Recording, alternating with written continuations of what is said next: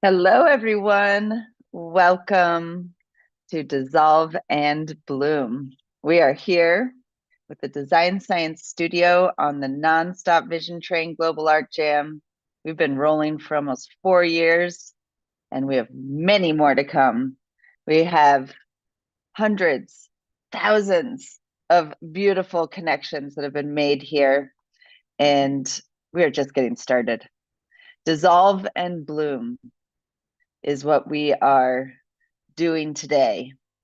And today it's day 2 of the Artist Salon. And this is a live, vibrant, creative demonstration of our exploration of planetary regeneration. Artists, musicians, ecologists, designers, performers from around the world will share visions of dissolving our separation from nature and blooming into regenerative, just futures. Like the mycelial interconnected networks sporing out the process of transformation. My name is Amanda Sage. I am the initiator of the Vision Train and so happy to be a part of the Design Science Studio first round. And it is so nice to be back here together to learn and to explore all of the beautiful signals and downloads that everyone that is gathered here is getting. And it is through these opportunities of coming together that we are infused with creativity and inspiration. And today we also have some artists from the Vision Train making their work on camera, and there's so many ways to interact. So be here with us. Feel inspired to also get a little creative yourself. What is that? Move, dance, pick up a pencil, pick up a pen, take notes. So many ways to play. And so thank you everyone for being here. I'm excited to also introduce the first presenter. And this is an honor to introduce Giselle Q, who is a systems engineer and visionary, guided by indigenous wisdom and creativity. As we dig deep and take a dive, we soar high and remember who we are, the stewards of this planet who bring our ancestral wisdom in the recreation of our collective revolution. The veil is lifted to the truth. We are the warriors that carry the future.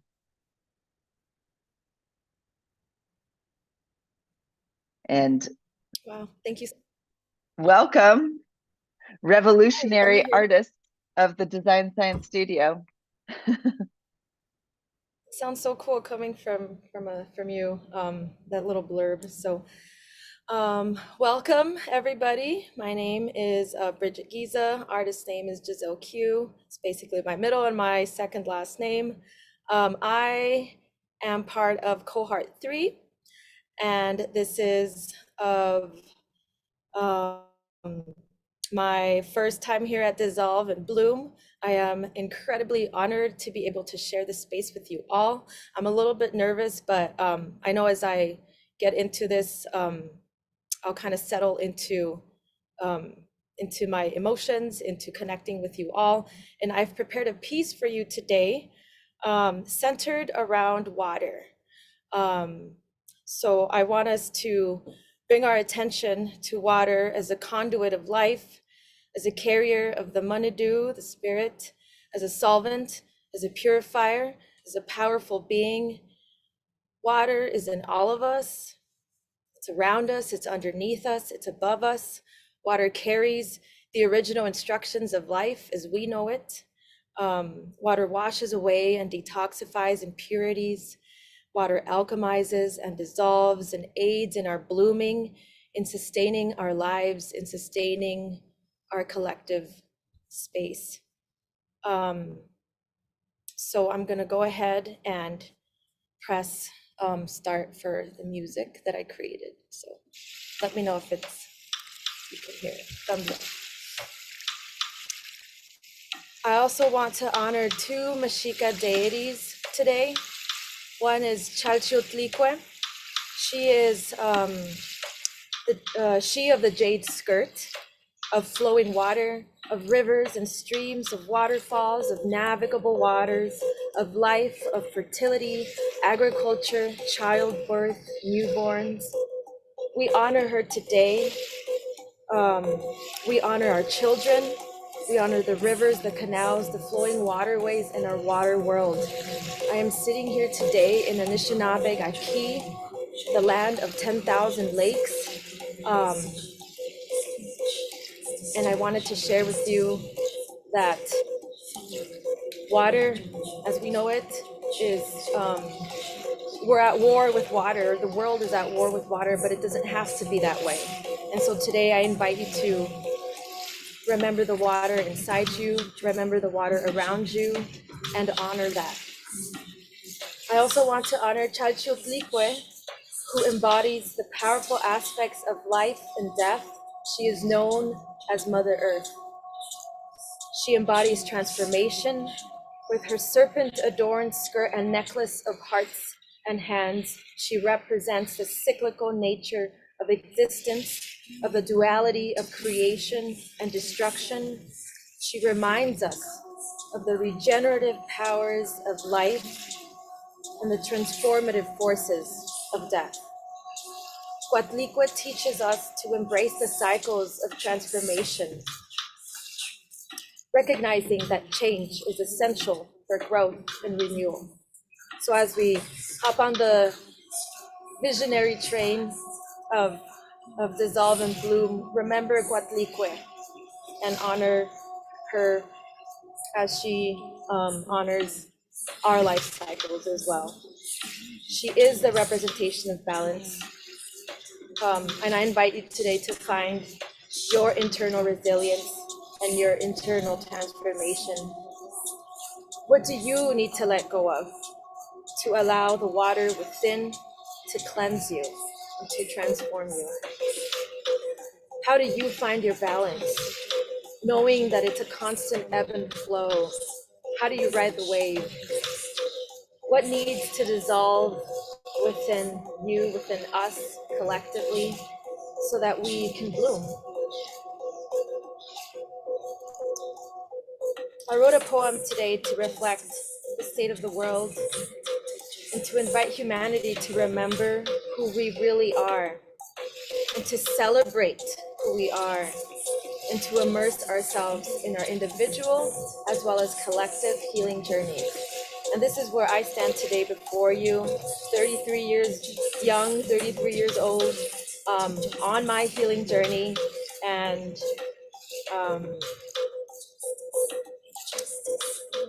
it's a beautiful thing.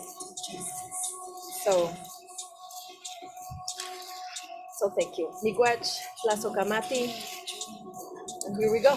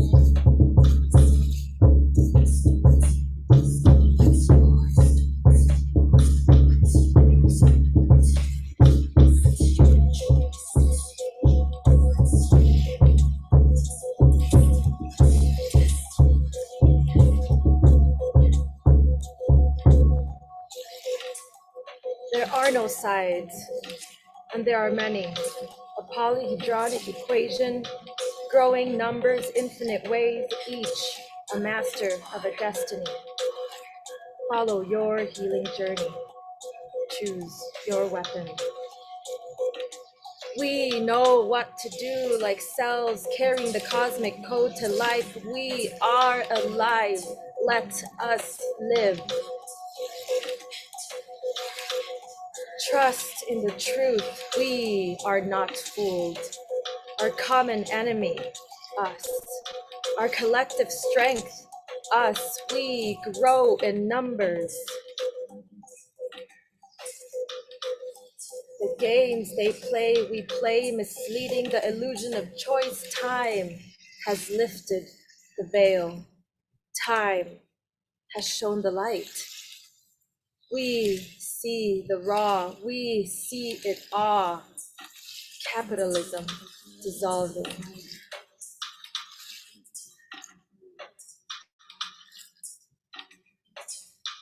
Injustice anywhere is a threat to justice everywhere.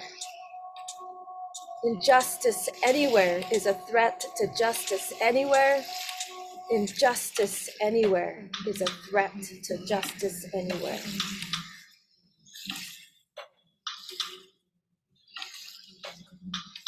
Let go, let go, let go, let go of your ego. Dissipate, resuscitate your mind for our collective liberation. There are no sides, and there are many. A polyhedronic equation, we grow in numbers, each a different world, a different story. What is your story? What is your world? What is your story? What is your destiny?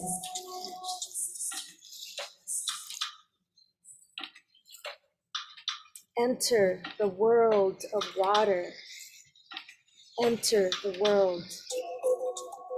Water is life. Water as protector. Water is our future.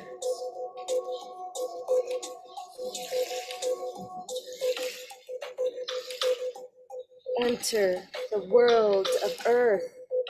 Enter the world of earth as healing, earth as us, earth as transformation. Today, we honor Huatlipuch. Enter the world of air, air as our breath, air as evolution, wind, revolution is close.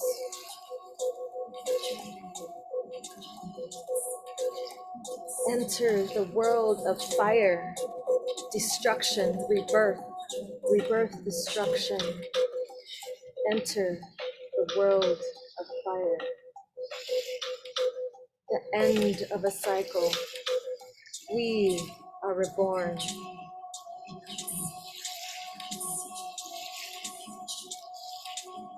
Remember who you are. Remember where you come from. Remember where you're going. Remember why you're here. We can dream of a good life. Mino bema win. We can dream of a good life. Mino bema win. We can see the future. We can dream of collective liberation. We create the future.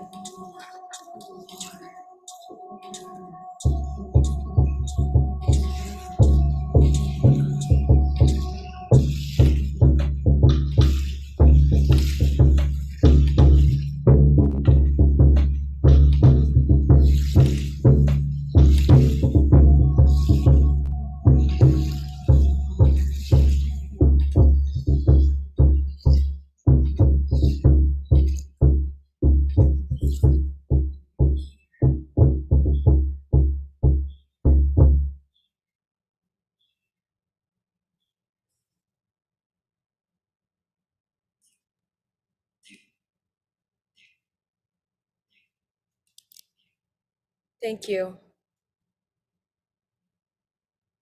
Wow, dear sister, thank you so much for welcoming us and inviting all the ancestors and the elements to be with us here today. This remembering of the water and all of the elements are crucial. It's crucial for us to remember the future we need to be in right relationship with that which is around us and that which has come before us. And it is so inspiring entering the world of water. And so thank you. So good to be with you here today and in this space. And I want to welcome my dear sister, Roxy, the grand weaver behind the Design Science Studio, a grand visionary, weaving together all of these threads of luminaries around the world, calling us into action, calling us into our creative potential, and ever so gently and sweetly beckoning our creative potentials to come forth. Thank you for doing what you do, Roxy, and for being here and holding the space for us. And it's so cool to see you in front of one of my paintings that I did together with my partner, Joe Bob, the Great Wave of Transformation. That's what we are. We're riding that wave, everyone, and we're all in the froth of it, crashing down in a big blessing with music and art and good medicine. We're living it.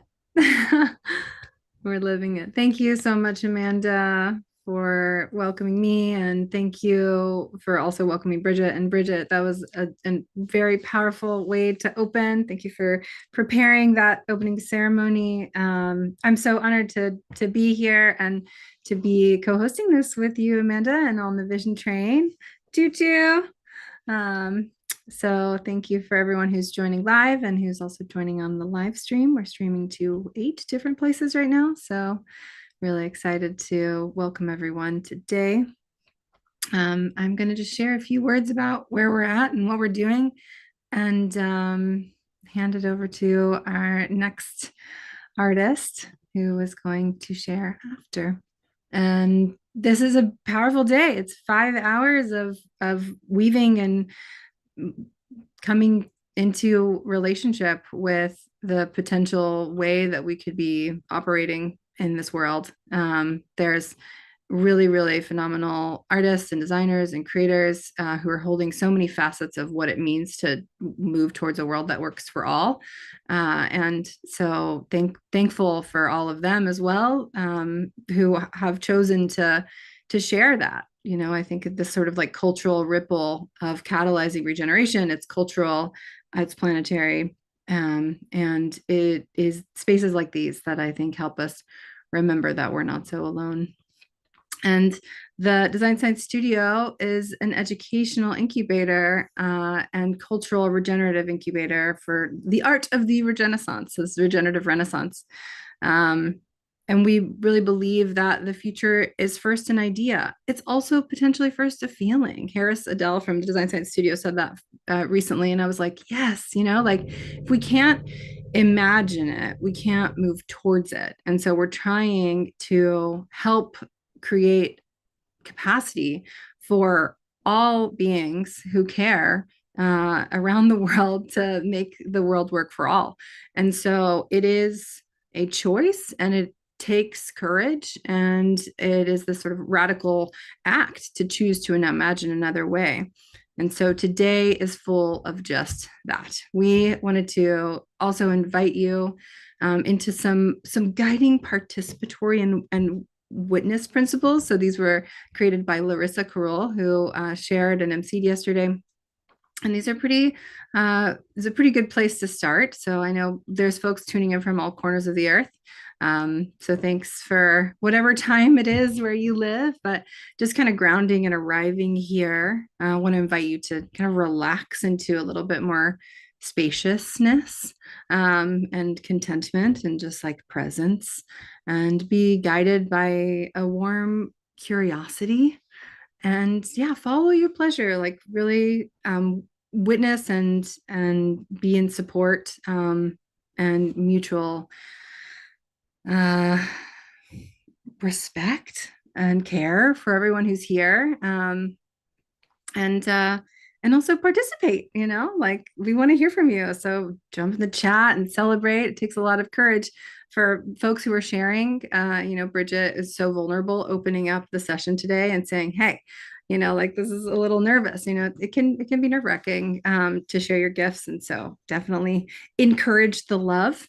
And I'll get to share a little bit more about the Design Science Studio a bit later, but we welcome you.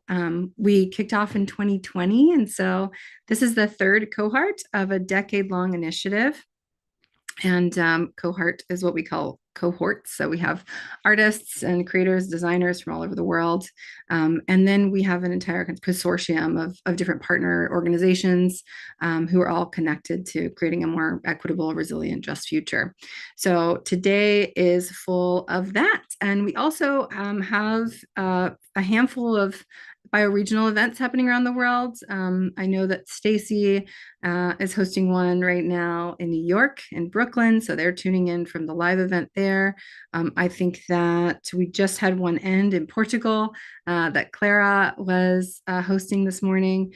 And we have one this evening in San Francisco in the Bay Area. So if you're in the Bay, check the website. So welcome, welcome.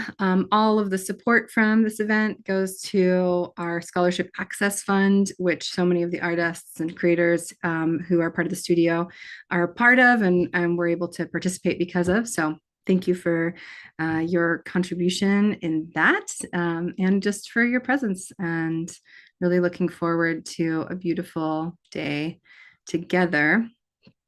And with that, I will transition us over to welcome Karishi. So let me just rearrange my screen here. Okay, great. Actually, I think that Amanda was going to come back up here for a second, it looks like. Hi, Amanda. I'm here. I'm always here, even if you can't see me. And I feel like that's a part of this experience that we are cultivating. The Design Science Studio started during the time with the great global shift that COVID brought to us, and same as the Vision Train, right? And this is a part of this connecting. We connect our little train cars, and we're doing this in the virtual space. So I'm just thinking I'm feeling all the people that I've met through this, and those that are tuning in, even if we can't see each other, we're here. We got to remember that we're in this together and to create a more beautiful world. So Roxy, you're an inspiration, and everyone that's here, I'm so excited for today. It's going to be an amazing day. And I'm going to now bring up Karishi, who is a artist in the Design Science Studio Cohort 3.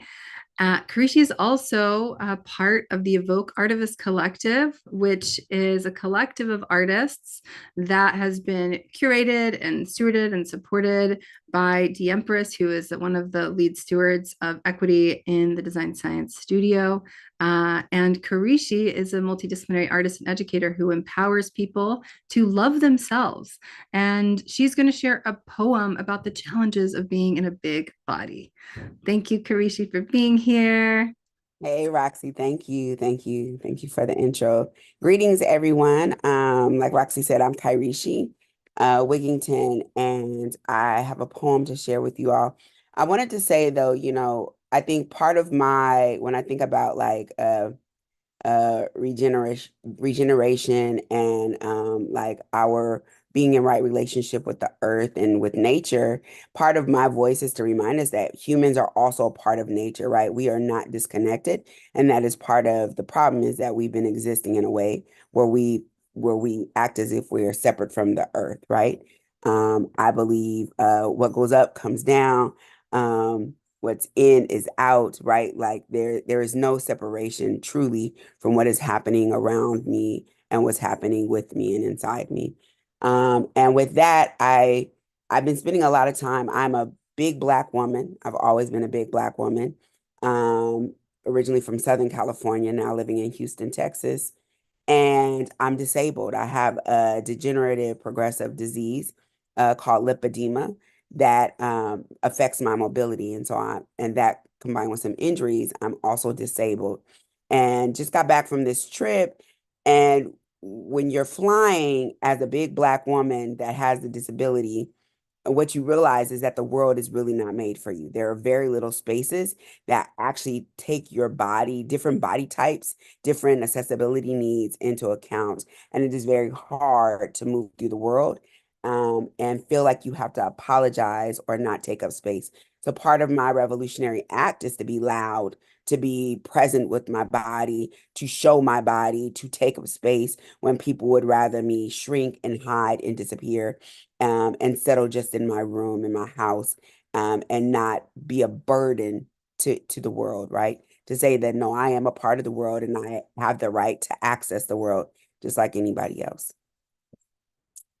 With that, here's my poem. It's called A Fat Girl's Blues.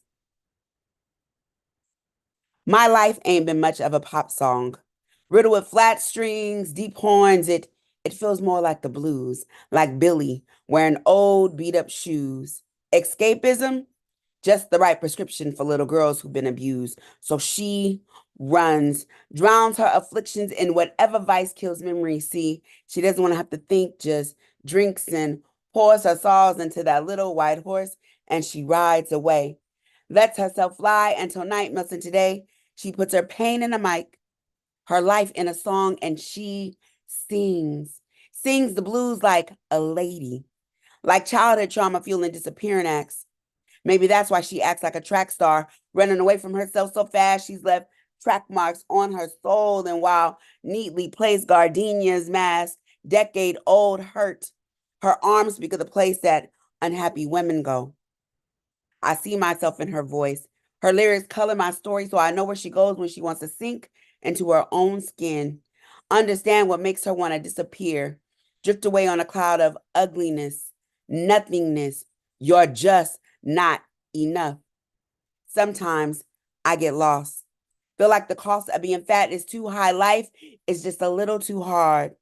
Trapped in a prison of melancholy, searching for happiness, wishing I was skinny. So I stray, try to lose myself to avoid the ache. Instead of drugs, I hide behind food. Lock myself in a coma trying to get away. Heroin was Billy's drug of choice, but chocolate is my escape. Well, chocolate, ice cream, chips, any other form of junk I can get. See, food gives me a comfort that no one can touch. The kind of fix that makes me feel normal when everyone says I'm too much. Overwhelmed with pain, I feel like a fiend, like I'm strung out on shame, but I just can't seem to break free of the shape. And while most days it feels like betrayal, my body is often the one place I feel safe. I'm heavy, bogged down with inadequacy, a story without hope, broken spirit rambling like a guitar slide through sorrow. And the more I hurt, the more I eat. Locked inside everyone's perceptions of me, I can't believe there's something on the other side like sweetness, love nestled in sound. Feel more like unwanted confusion than a beautiful possibility. Craziness stuffed inside notes without range, 12-bar bitterness, wrapped in struggle. I have forgotten what promise feels like, so I cling to the sound of her voice as she sings the blues like a lady, pours her sorrows into that little white horse, and she rides away, lets herself fly until night melts into day. 'Cause see, somewhere along the way, she never felt good enough for this world. Broken-hearted little girl, all grown up. I know where she goes. Thank you. Thank you, everybody. Wow. Karishi, so good to meet you here and experience this invocation, this, it, this, I am here and I matter and I am beautiful and you are. And I thank you so much for being here and sharing that with this gorgeous smile. I just, I know this world is filled with all kinds of shapes that we're all supposed to fit into, and every single one of us feels it in some way. And you giving us permission to remember that we are perfect just the way we are. Thank you. Thank you. And can I just say real quick? I was told that the word enough is actually an ancient Sanskrit word, and we use it wrong in English.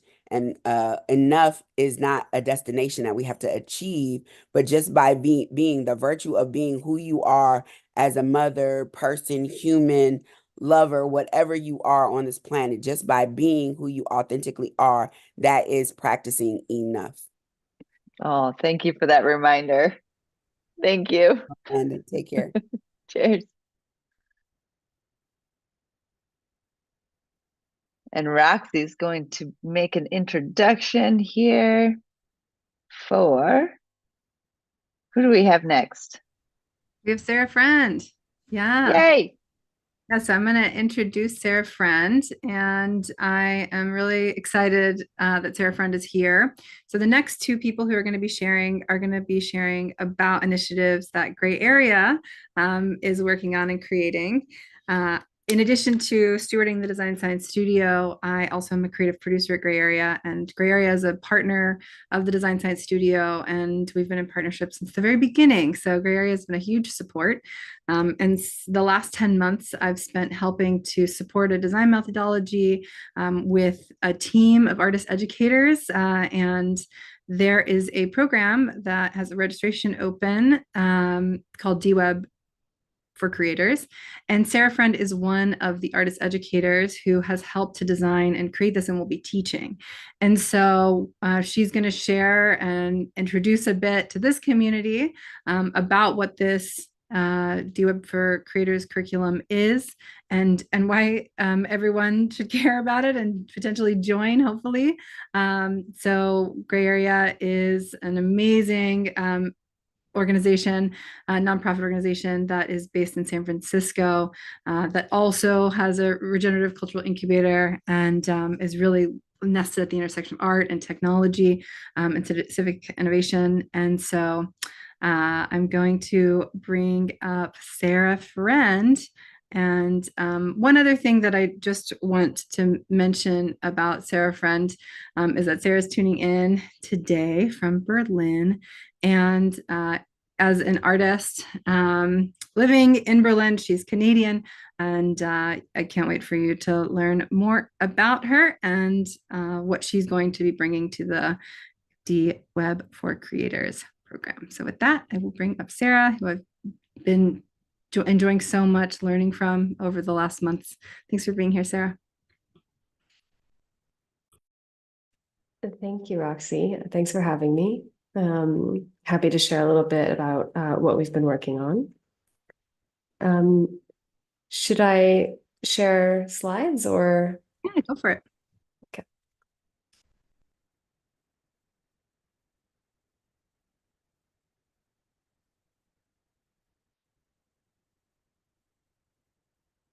I also want to say thank you to Karishi and Bridget for sharing your work so far as well. Okay, can you see a slide? Yes. Beautiful. So yeah, like Roxy said, I've been working with her and a team of other folks on a program which is ready for people signups now. And will be beginning officially on March 6th. It's called DWeb for Creators. But I thought I would tell you a little bit about what DWeb is to get started in case it's a new term. DWeb means, or decentralized web, and it's a variety of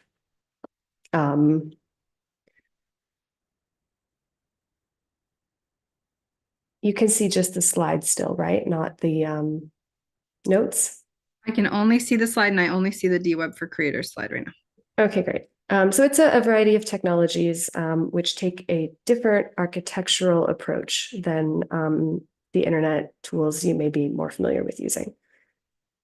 I thought I would start by introducing the problem. Here are two ways that we might map the internet. One is geographical, but not evenly distributed. And the other is in terms of traffic or links pointing into and out of certain websites.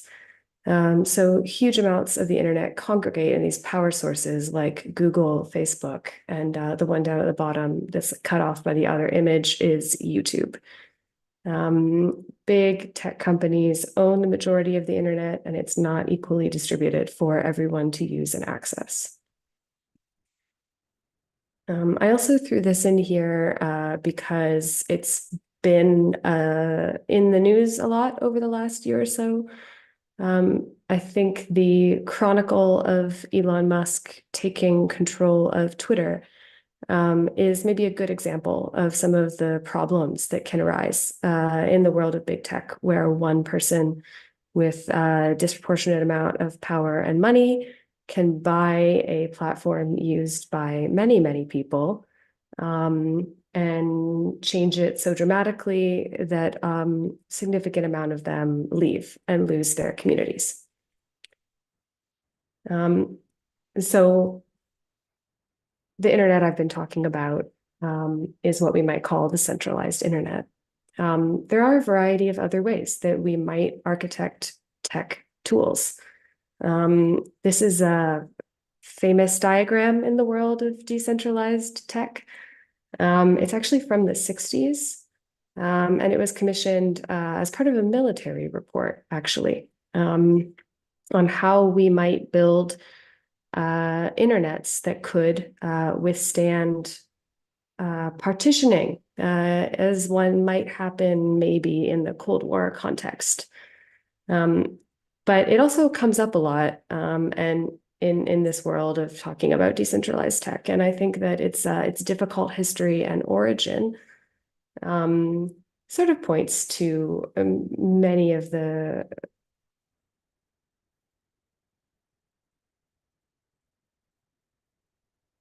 contradictions inherent in the internet today. So you can see, there are different ways that we might structure the internet besides these sort of centralized approaches. Just to give some names to different technologies that take a decentralized approach.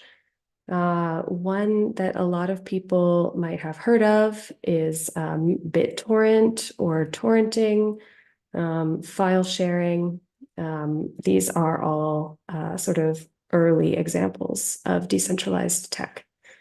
Some of the newer ones that we'll be talking about in the class are IPFS, or the Interplanetary File System, and OpenWrt, which is a way to run your own router and connect to other people directly. Some alternatives to Twitter, which I mentioned, which are newer, are Mastodon and Blue Sky. And there's also a really interesting decentralized social network platform called Scuttlebutt. These are just a few examples, but I thought I would throw them in case you're curious. If I was going to explain the structure of the centralized internet, I would do it in this way. You have a server somewhere in a data center in the cloud run by a company, and your computer is the client that makes requests to the server for data. Obviously, it's a little more complicated than this, but that's the general principle.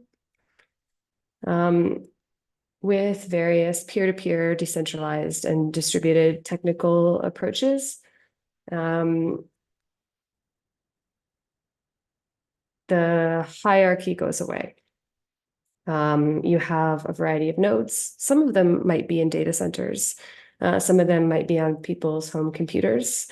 They are connecting to each other, and in turn, both making and replying to requests.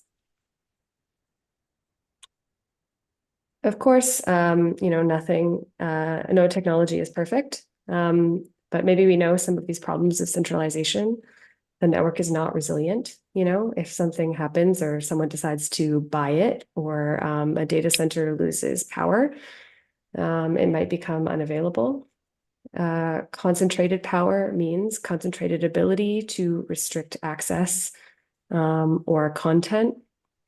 And of course, users have no control over or visibility into what happens to their data. We know these problems very well. There are also problems of decentralization, which the class will be covering as well. A lot of the tools and software projects are just getting started, so they're not as easy to use. We hope to help with that a little bit, but it is the nature of the space to some degree.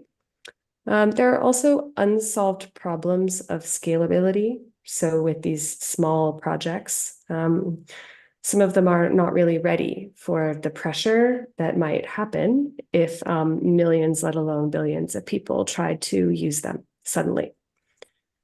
There is a high level of user control means a high level of user responsibility. This is to say, if your computer is responsible for holding some portion of the network's data, that takes more work perhaps for you to configure or set it up. Sometimes there's no tech support that you can call for help if something goes wrong. Things like that can present challenges. And also the decentralized networks can be a bit less efficient. You can imagine all these computers connecting to one another instead of a single server. You have challenges of finding paths between them, for example. I won't talk too much about the problems of decentralization, but we will be covering them in the class. And we'll also be discussing how, with this interest in decentralized technology, there's also a very strong interest in decentralizing power. They don't necessarily go together, and we can decentralize one without decentralizing the other. How do we be intentional about what decentralization exactly we want to build? This will also be the subject of a number of workshops in the curriculum. And of course, this is all targeted at creators. So I've talked to you about technology, trying to summarize a bunch of things really quickly. But as artists or arts workers, what do you maybe want to do with these tools? One thing that is available are new ways to distribute, publish, and share work. Also, on the subject of decentralizing power, there are new ways to coordinate or organize with other artists around some of these tools. There are tools which allow a collective or small group, perhaps, to hold assets in common. So we'll be discussing ownership models that might be different from the ownership models most familiar for digital content. And sometimes how these tools can enable new collective and collaborative forms. And of course, there's a potential subject matter here for artwork too. So artists are often people who are concerned with the power structures in the world, how things work, bringing its hidden qualities to new audiences. And there's also a lot of that here to be found with these technologies as well. I thought I would throw in some other organizations that you might be interested in looking at more, if anything I've said so far has been compelling. Of course, Gray Area, which Roxy mentioned, has been doing a lot of programming around decentralized tech for quite a while. There's also the Filecoin Foundation for the Decentralized Web, who are the maintainers of one of the tools I talked about, interplanetary file system. The Internet Archive does programming around this as well. And there's an event called DWeb Camp that is, I think, sponsored by them as well as others, happening in August in California this year. And there's also an event in Vancouver in July of this year called Our Networks. I was a co-organizer of that event for many years. This is my first year retiring, but it is happening again. And of course, I'm not alone here, so I won't introduce everybody here, but it's an illustrious team that I'm proud to be part of.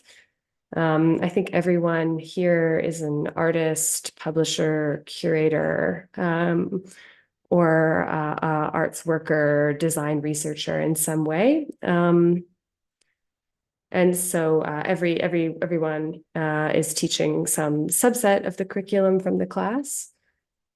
And then I will close with an overview, summarizing what we're planning,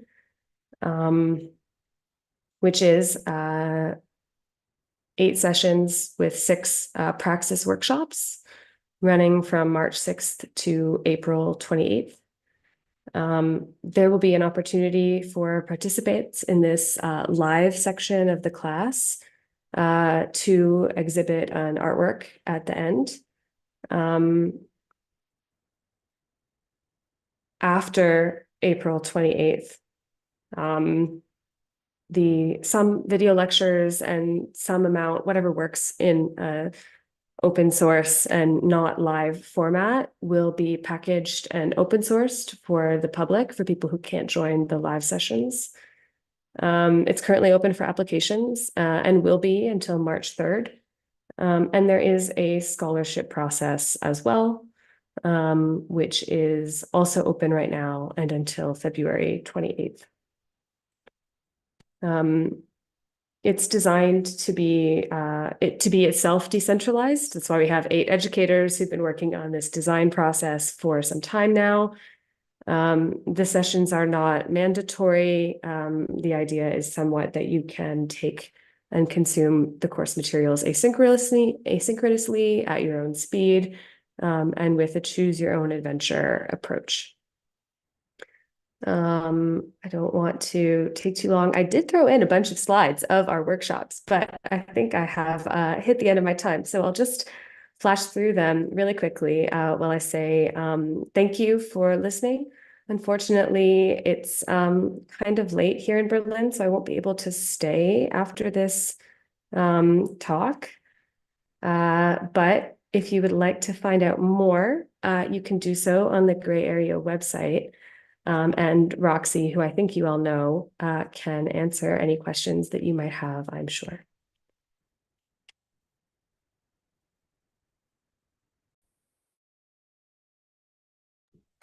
Thank you, Sarah. That was awesome. I feel like I'm starting to get a taste also of what it's going to be like to take your classes. So I really appreciate you coming and sharing with this community who's live, and also all the folks on the stream. And thanks also for mentioning Filecoin. It's really great that the Filecoin Foundation for the Decentralized Web has supported this curriculum, and I'm really looking forward to all that it will bring. And it's been really great to have you. So looking forward to this, and thank you so much. All right. Now, Gray Area Part 2. I think Amanda's going to do this intro. We're really excited for this. Yes, Hannah Scott, enacting a new practice of tech-enabled cultural exchange. Highlights from the C/Change playbook. Hannah Scott is a researcher, writer, and architect of creative collaborations. In her role as research manager at Gray Area, she is developing programs that bring together diverse collectives of practitioners to develop new prototypes, ideas, and experiences that make critical interventions in social and technological issues. This work is informed by her research practice, which focuses on how artists have engaged with and helped shape the rise of computing. This work has found outlets in her Stanford University honors thesis on the 1960s environmental art group Pulsa, and in her stewardship of media theorist Jean Youngblood's archive. Recently, Hannah has also led research projects for transformations of the human and managed exhibitions for Ars Electronica Festival 2023. This is exciting. Sweet. I'm so Thank you for interested. having me. Yeah. Yeah, it's always quite uncanny to hear your bio read out loud. But yeah, super excited to be here. Thank you so much, Roxy and the Design Science Studio team for having me. I'm going to be presenting a project from Gray Area and the Goethe Institute of San Francisco called Sea Change. It's an initiative that is applying emerging technologies to designing new spaces for online cultural exchange. And we launched this initiative in 2021, and we recently published a playbook, which consolidates insights from the 2 years of the program and communicates them in the form of 10 principles. So for the next 10 minutes or so, I'm going to be sort of doing a playthrough of the playbook. So just sort of walking through it and digging in deeper to some of the principles that it shares. So let me share my screen. Yeah, so just a little bit more of a background on Sea Change. I think the initiative really came out of this evident need for new tools, new platforms, and experiences that enable healthier, more collaborative forms of online communication. I don't think I have to tell you all about how the current platforms that are available for conducting communication in online spaces are sort of designed for with values other than those that a modern practice of cultural exchange seeks to advance. So this initiative is really centered around putting creators and cultural producers at the center and empowering them with the support and resources to design the tools that work for them and that work for their communities. And so this playbook goes into some of the outcomes of those initiatives. And so Sea Change operated a R&D lab for 2 years. So we had 2 cohorts of 5 project teams from around the world who were granted funds and mentorship support to produce online prototypes that reflect one of Sea Change's 3 focus areas, which are feminist technologies, planetary futures, and digital democracy. And I'll dive into some of those projects later, but they're really incredible projects that take sort of forward-thinking approaches to what cultural exchange might look like in the future. And then maybe also to just give a little bit of like a background on cultural exchange, because yeah, I think it's sort of this fuzzy idea that people sort of have a general idea about, but can sometimes become unclear. So cultural exchange really emerged in the post-World War II era as a way of conducting top-down cultural diplomacy, but then sort of in the following decades transformed into this more cooperative, partnership-based model that centers things like co-production and mutual learning. But then with the birth of the internet, cultural exchange became this like much more diffuse, decentralized process whereby people are exchanging cultures sort of instantaneously all around the world at all times. And so this initiative, Sea Change, is really trying to bring more intentionality to that practice and to prototype new platforms that sort of aid a more healthful, productive, collaborative model of online cultural exchange. So I'm just going to dive into a couple highlights from the playbook. And so the first one that I wanted to share is around a project called Offline Wiki.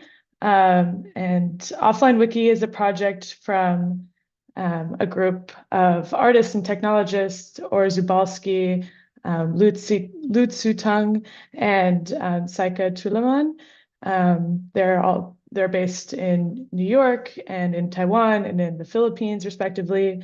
And all these artists identify as activists as well. And they really came together out of a mutual recognition of the ways in which conducting activist work in online spaces often poses really critical challenges to their personal safety. Saika, for example, works in the Philippines and is sort of subject to internet shutdowns by the government, as well as facing threats from the government who have sort of cracked down on online dissidents and prosecuted them. So this project really challenged some of our assumptions as organizers of this initiative, which was a really healthy thing, in that it showed how this move towards online cultural exchange doesn't necessarily mean that a greater swath of the public can participate in these things, because the online connectivity is not a given. And even having an internet connection doesn't necessarily mean that you are safe and free to participate and share your ideas as you wish. So their response was to create these USB sticks that are distributed through the post. And there's sort of like an encryption method that when you have the key, you can decrypt the files that are on the USB device. And it's sort of like a repository of readings and resources about creating safer, more private, and often decentralized online networks for conducting activist work. So yeah, highly recommend checking out Offline Wiki. You can go to seechange.xyz for more. And then I'll scroll on down to another project called Missing Objects Library, which is a collaboration between Jill Miller, Asma Kazmi, and Kathy Wang. They're all in the Berkeley Center for New Media department. And they all work in 3D design and virtual reality. And they noticed that sort of dominant platforms for 3D assets like TurboSquid are the assets that are contained in that repository sort of reinforce some of society's worst negative stereotypes about women and people of color. And so they decided to counter that phenomenon with a more curated, bespoke repository for 3D assets that are organized in different collections. For example, one example is a hidden hygiene collection where they created 3D assets for things like used tampons and breast binders and things that represent their communities, but that they don't find in dominant platforms for 3D design and creating virtual environments. And so I thought that their project was a really good example of like challenging the logics of dominant platforms and sort of creating alternatives. And then I'll go on down to one more project. This one is called Is This Thing On? It's from a group of artists, Sarah Rothberg, Bhavik Singh, Molly Soda, and Chris, I'm forgetting his last name. Chrissy is what he goes by. But it was a really innovative project that takes a lot of the principles that Sarah was just talking about in her talk. It explored a alternative cultural infrastructure model for live streaming. I think live streaming as a creative practice is expanding, but the platforms that are most accessible for people to conduct live streaming performances are major corporate platforms that aren't developed with this creative practice of live streaming in mind, and therefore don't adequately recognize or compensate the value that is created by people who are participating in live streaming performances. And so in response, they created Is This Thing On, which is a sort of WebRing-like model where you can see all the creators who are live streaming at the moment and hop across different streams. And yeah, I highly recommend checking them out. They recently launched their second season of Is This Thing On? And it's always a really fun time. So yeah, those are some highlights from the playbook. I highly recommend digging in and getting in touch with us at Sea Change to ask further questions or challenge some of the things that we discussed in the playbook. The goal is for it to be a living, breathing document. So I hope that you take it up in your own practices. And yeah, thank you so much for having me.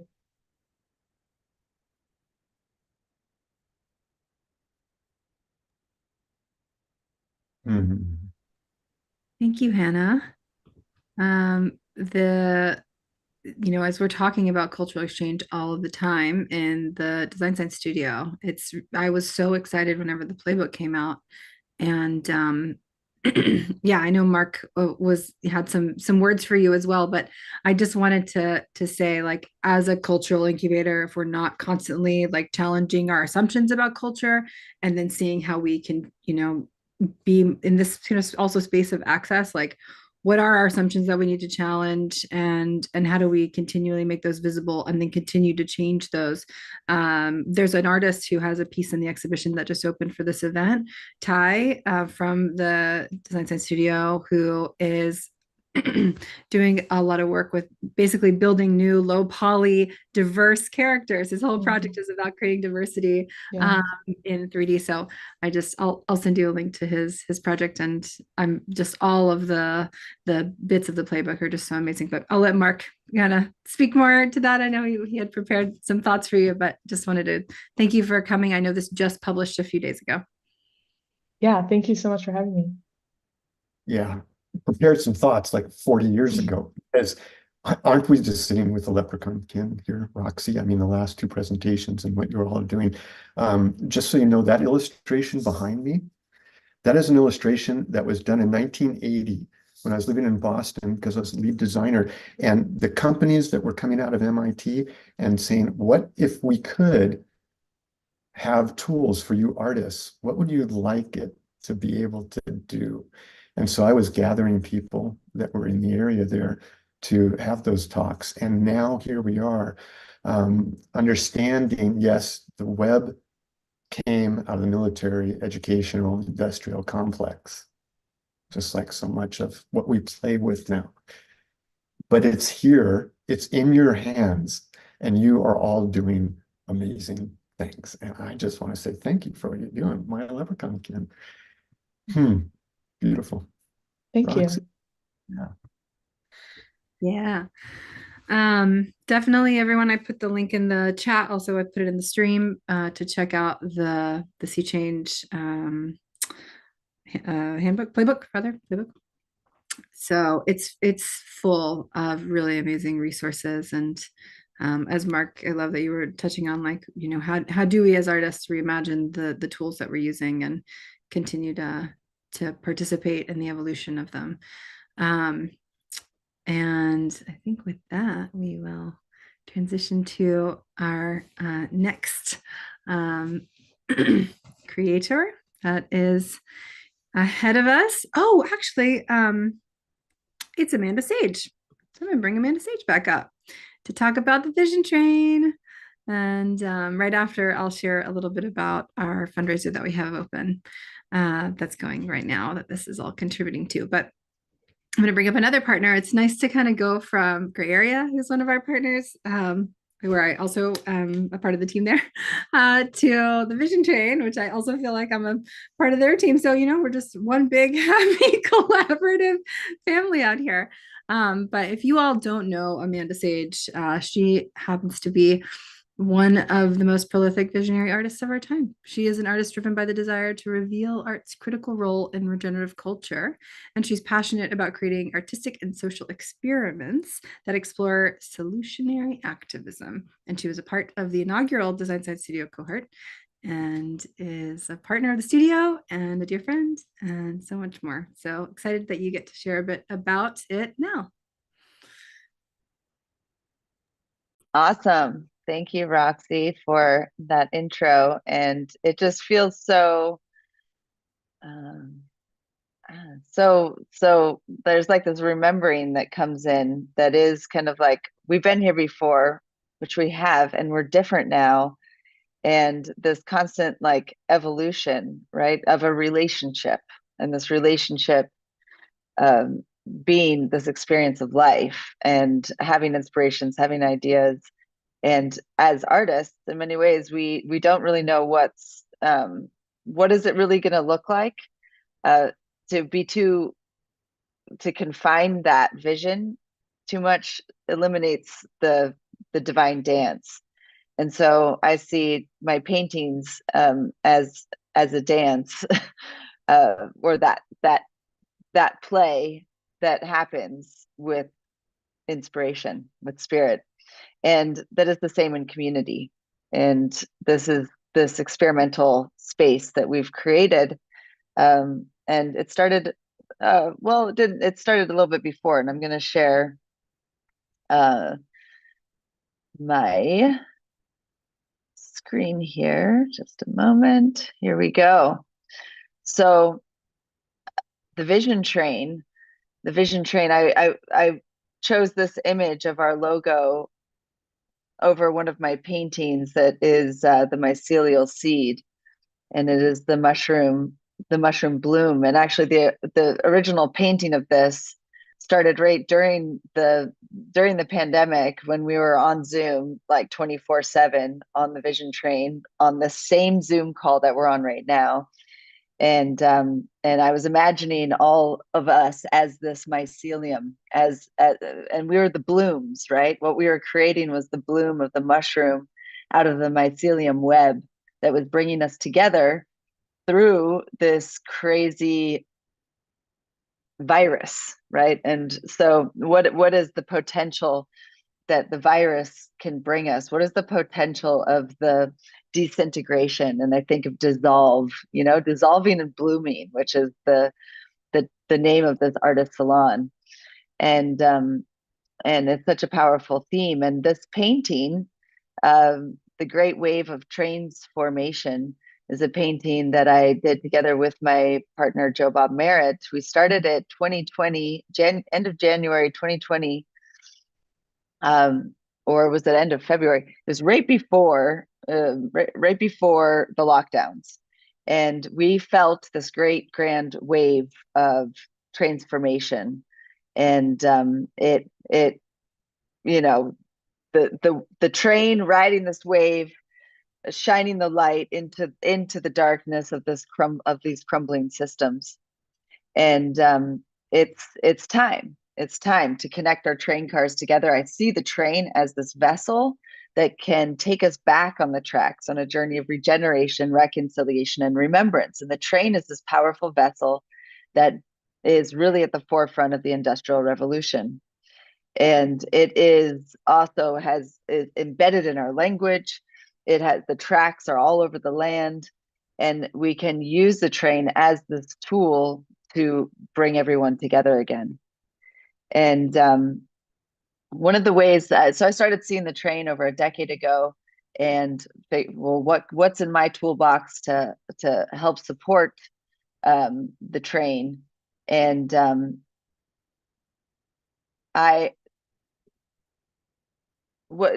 much time do I have? Like 5 minutes, I think. You have, like that. Yeah, you have about 5 more minutes. Okay, good. And so because I can talk about the train for a long time, and many of you here have heard me talk about the train.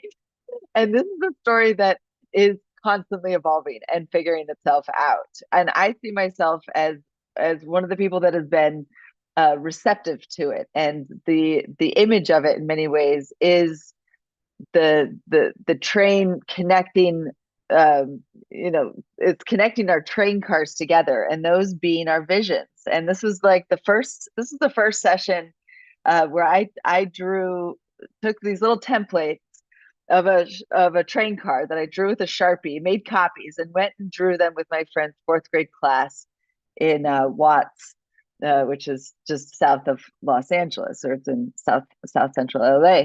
And And this was a beautiful invitation to invite the children to draw out what they think needs to be on the train to create a more beautiful world.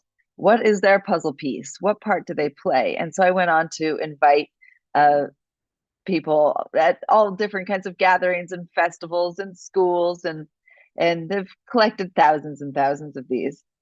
And it's a container. The train car is a container. What do you put in it? And that's something that it's a question. It's a question for all of us. And it's never too late to just get started. And there's this beautiful project that last year, Marina and Danilo from Zion Rebels in Brazil, who've been a big part of the Vision Train community, put together this little video for the Psychedelic Science conference in Denver. And this is also the soundtrack. Behind this is Cornflower, and a song that he did live on the Vision Train for our 3-year anniversary. And this is this gathering of creatives that have come together to explore their own work in a supportive environment. And I see these train cars coming together to link our prayers and strengthen our individual contributions into an ever-evolving, beautiful experience that will leave a trace of awesome. And this is something that is happening now. And I am reminded that we are coming above ground constantly through these times as the great systems of the world continue to deconstruct. As we see it fall apart, we also see the rise, the root down and the rise up. So you're welcome anytime to come join our 24/7 Art Jam on Zoom.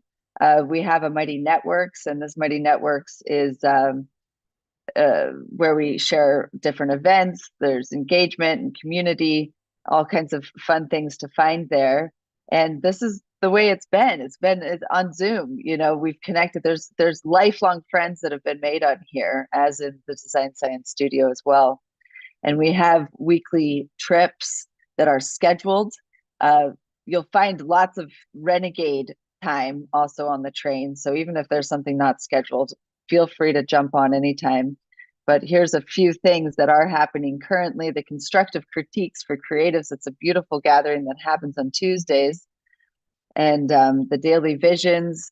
That's a session that happens often on Sundays, where we get together and talk about our daily commitments. And Artivism Community Peace Talk. There's one next week happening, facilitated by Alicia Sacred Heart. There's an underground train. That's a group that you can find through the Mighty Networks called The Science of Man. That's a very beautiful project hosted by Mukta and Jobab, and so much more. Art Jam with Sani Kudihi, and New Earth Visioning is also something that Harlan, who's also from the Design Science Studio, hosts on the Vision Train. And out of the Vision Train birthed the Vitra Academy, and the Vitra Academy is the Vision Train Academy of Art. And this is a project to help support the development of skills. And some of the current remastered courses that are available, if you go to the website, are Spirit Matter, Paint Your Light Tree with me, and then the Thriving Artist, Structure and Flow, and Profound. And these are all beautiful, beautiful tools to help expand your artistry in the visual realms. And we've also hosted some of the Design Science Studio Revolutionaries in hosting courses with the Vitra Academy, Shanita King and Harlan, and also Veronica Anderson. So stay tuned for the 4-year anniversary coming up March 24th.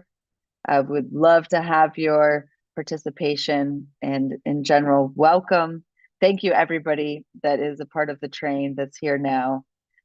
We're still just getting started here, and you can always plug back in, hook your train car back in. So Thank you so much for giving me time to share today.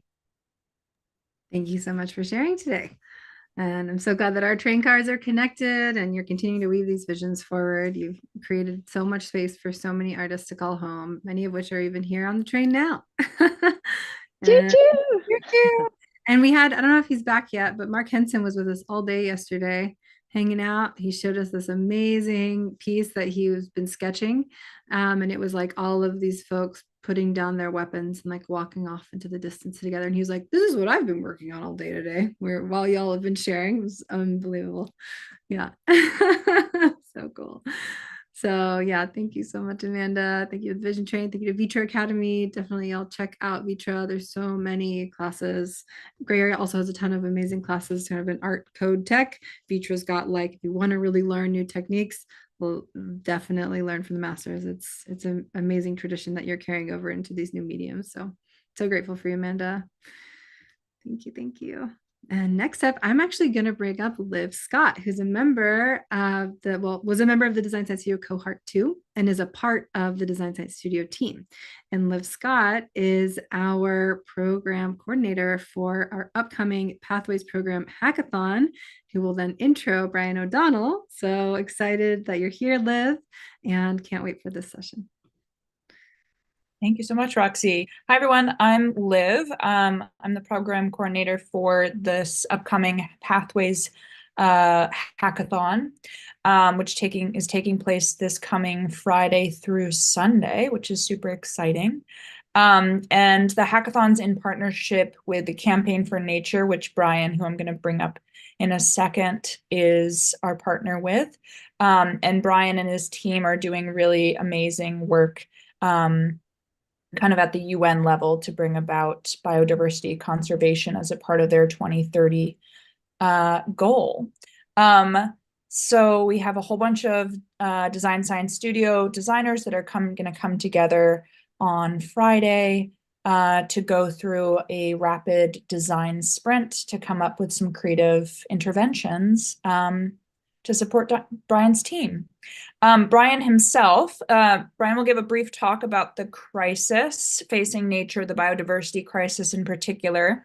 He will explain the current trends in species and habitat loss, why biodiversity is important, how the crisis facing biodiversity is every bit as important as climate change. Brian will talk about global movement that has gained steam in recent years to confront the crisis, the critical role Indigenous peoples and local communities play in biodiversity conservation, and what individuals can do to make a difference.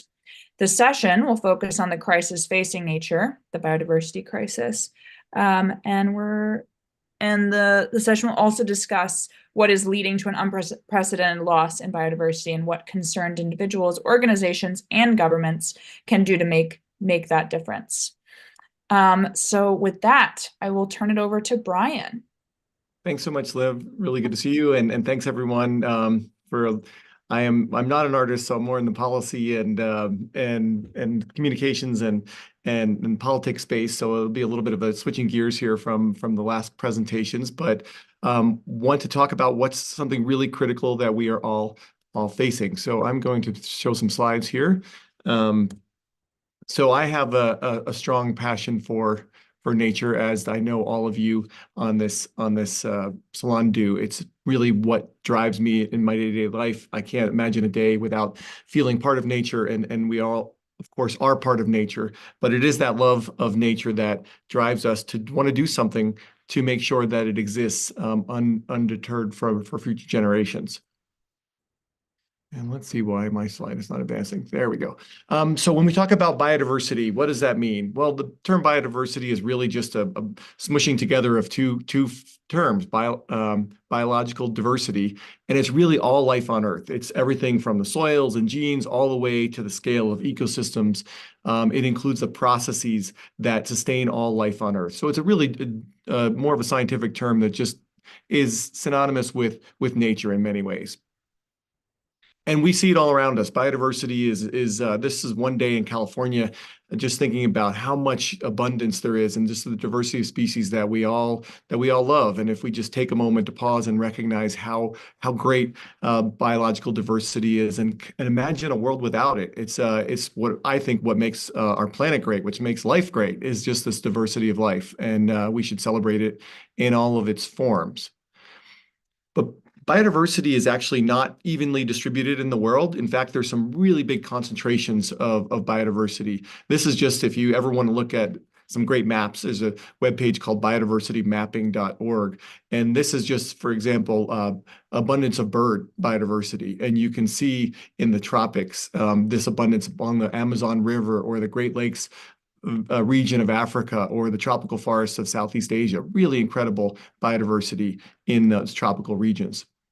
And biodiversity also exists primarily on lands that are stewarded by indigenous peoples, or those that are claimed or historically stewarded by indigenous peoples. 80% of the world's biodiversity of that remains on this planet is on those lands. So we cannot safeguard biodiversity without empowering, securing the rights, and learning from indigenous peoples and local communities. It's an absolutely essential role going forward, and something that's been not at the center of conservation or of governments for decades, and slowly starting to see some change in this arena.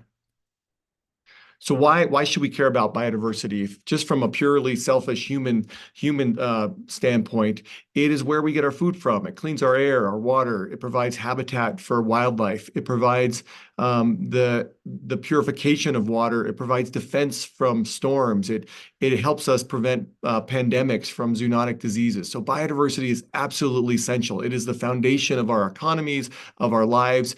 Everything that we think about in the world relies on healthy biodiversity. And yet it's an afterthought for so many people in governments and in business, but it's the foundation of all that we care about. Unfortunately, though, biodiversity is not in great shape. In May of 2019, the world's leading experts on biodiversity came together in a big intergovernmental science platform called the Intergovernmental Science Policy Platform for Biodiversity and Ecosystem Services. They had 145 expert authors from 50 countries, as well as inputs from indigenous peoples with traditional ecological knowledge, and 310 additional authors. And their conclusions were an absolute gut punch. They said that nature is declining at rates unprecedented in human history, with extinctions, with extinctions accelerating. In fact, the rate of extinction is greater than at any other time in human history. They said that we are eroding the very foundations of our economies, livelihoods, food security, health, and quality of life worldwide. And it warned that without serious interventions, transformational change, up to 1 million plant and animal species would face extinction, many within decades. But it's not just extinction of species, as awful as that is. It's also the abundance of species that we're losing. The Living Planet report looked at the population sizes of mammals, amphibians, fish, and reptiles, and found an alarming 68% decline since 1970. I was born in 1970, so that's just in my lifetime. That loss of abundance of species is just mind-boggling, the loss, and just crippling, and it makes me just beyond sad to think of what has been lost in my lifetime, and I can't imagine this trend continuing if we are to survive as a species, or any species are to survive. It's just a staggering loss of abundance.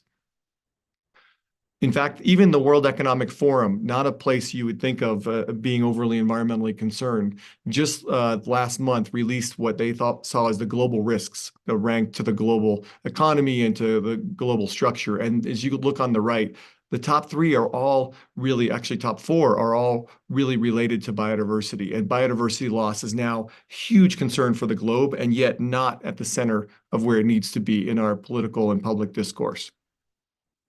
So what's causing this? I think most people would say, oh, it's climate change. And absolutely climate change is a cause of biodiversity loss.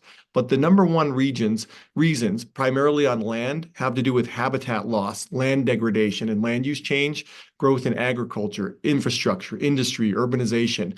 And in the ocean, it's really overexploitation. We're just pulling so much out of the ocean, and we're removing so many of the species of fish from the ocean every day. Of course, there's other causes as well, but the biggest causes are that habitat loss and overexploitation.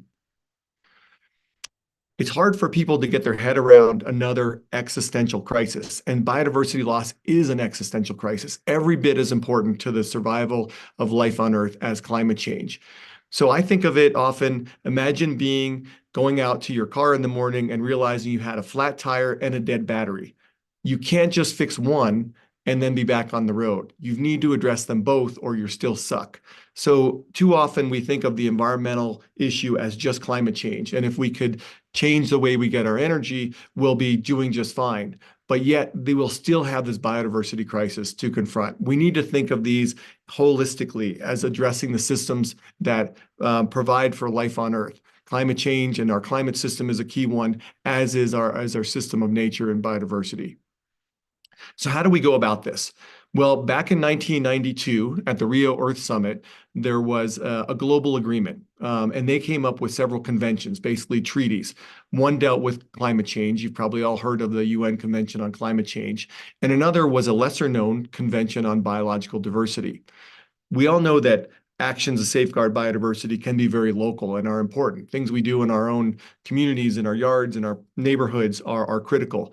But also biodiversity moves, nature moves. Whales migrate, birds migrate, butterflies migrate. And if we want to safeguard biodiversity on a global scale, we have to work collectively, and we have to work at the system global level as well as the local level. And so I've been very focused on the Convention on Biological Diversity. Every 10 years, they create a new strategic plan for how the world is going to safeguard biodiversity.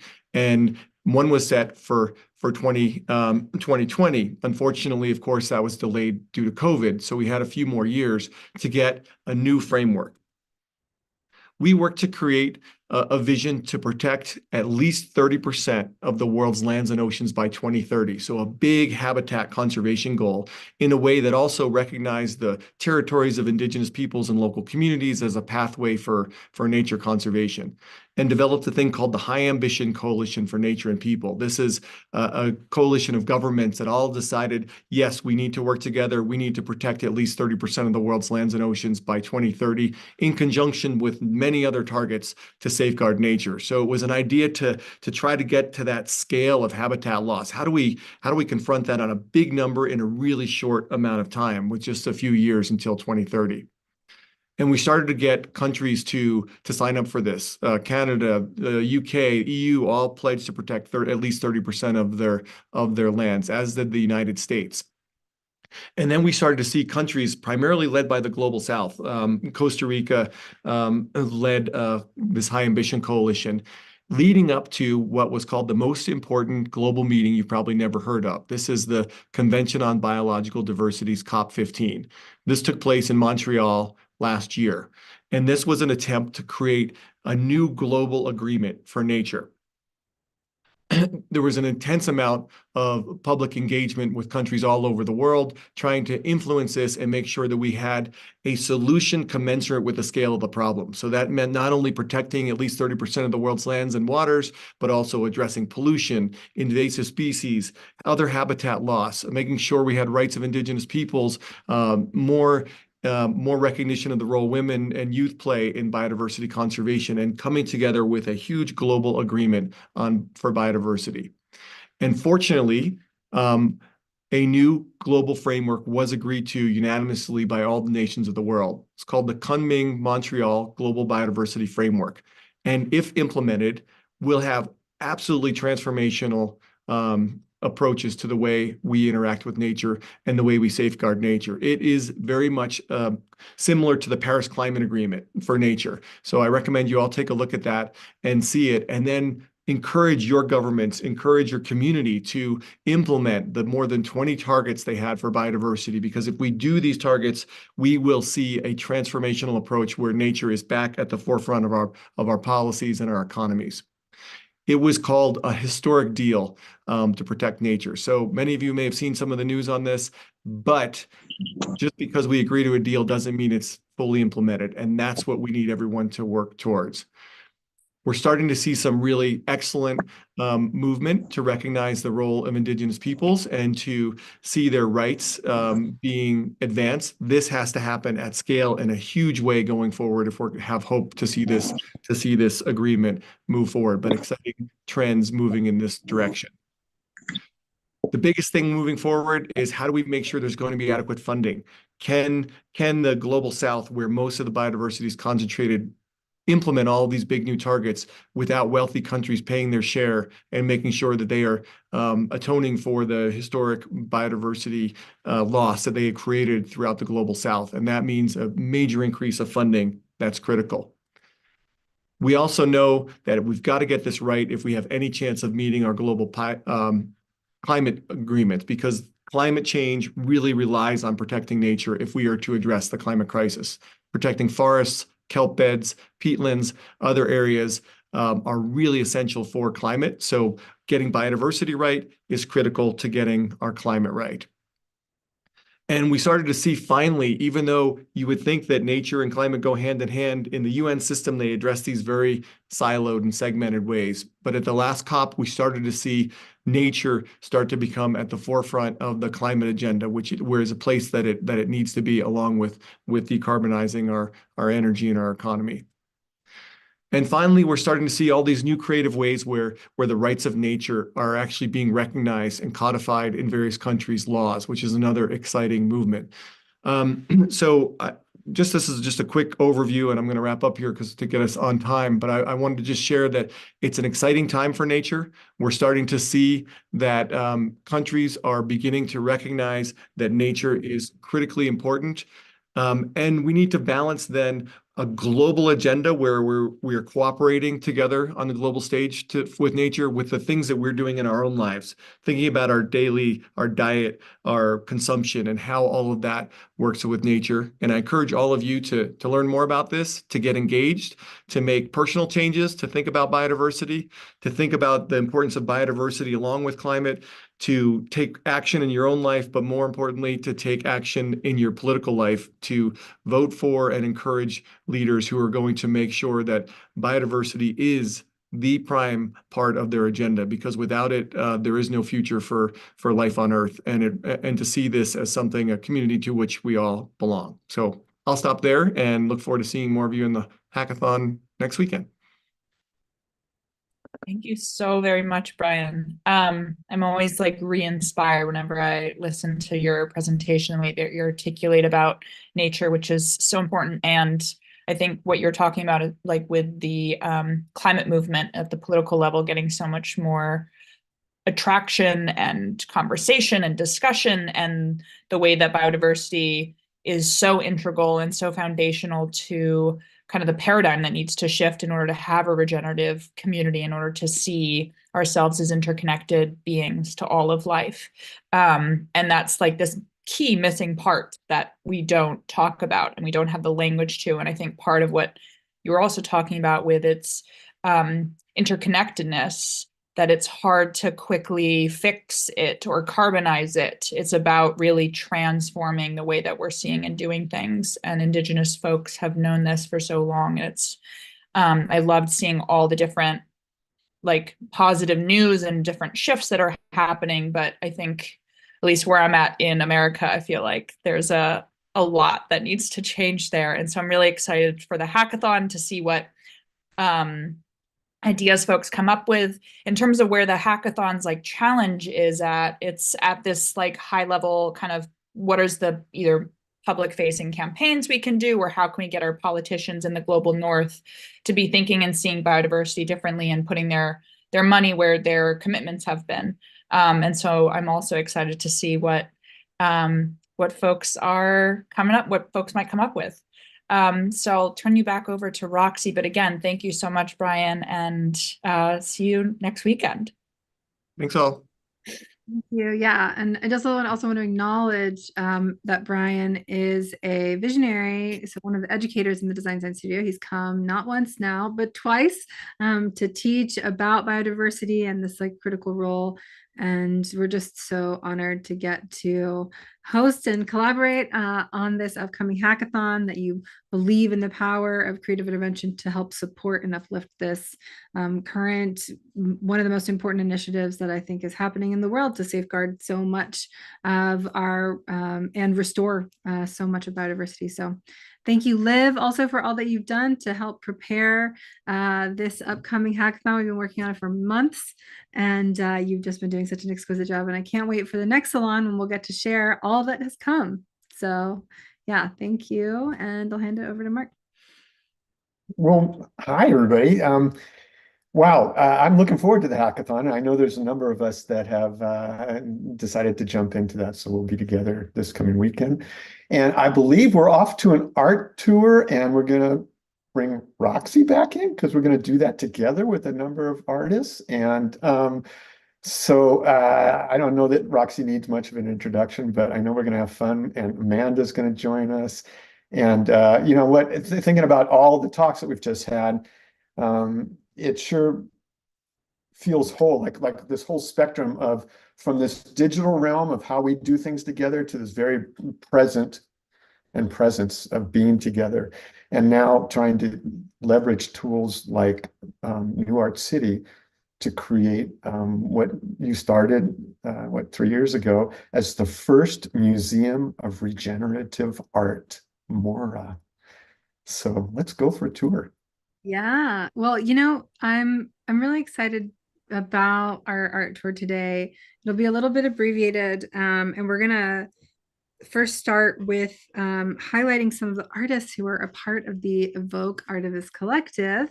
And before we do that, I actually have a video from the Empress that she prepared and sent to me to share with everyone here. So I'm just going to pull that up so that we can hear from the Evoke Artivist Collective steward and learn more about the vision of the Evoke Artivist Collective, what it is, what the intention is, and where she's at in the process of stewarding it. It's been incredible to have the Empress be such an important and big part of the Design Science Studio. And I'm just gonna grab the right link. And maybe while I do that, I know you both know the Empress and how amazing she is. And maybe you can say a few words about her while I pull this video up.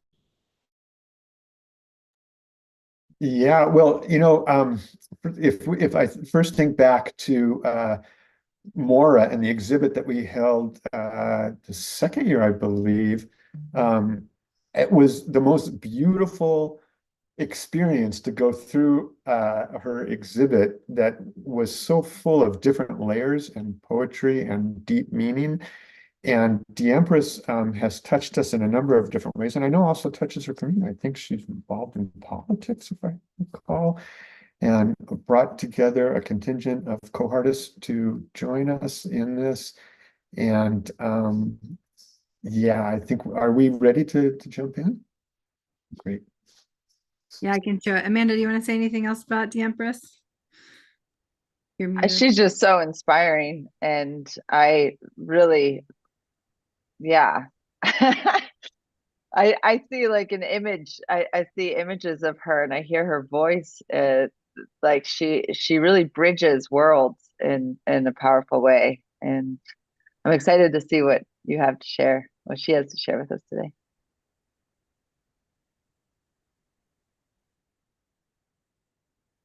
And if someone could just give me a thumbs up in the chat to make sure it's streaming well, that would be great. Once I push play.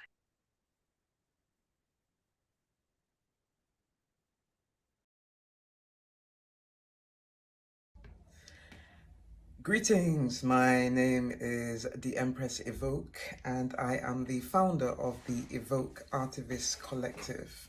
We are journeying with the Design Science Studio.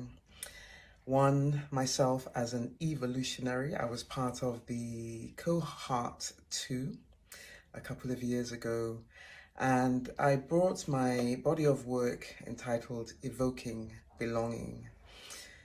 This body of work emanates from almost a decade of research in the field of social sculpture.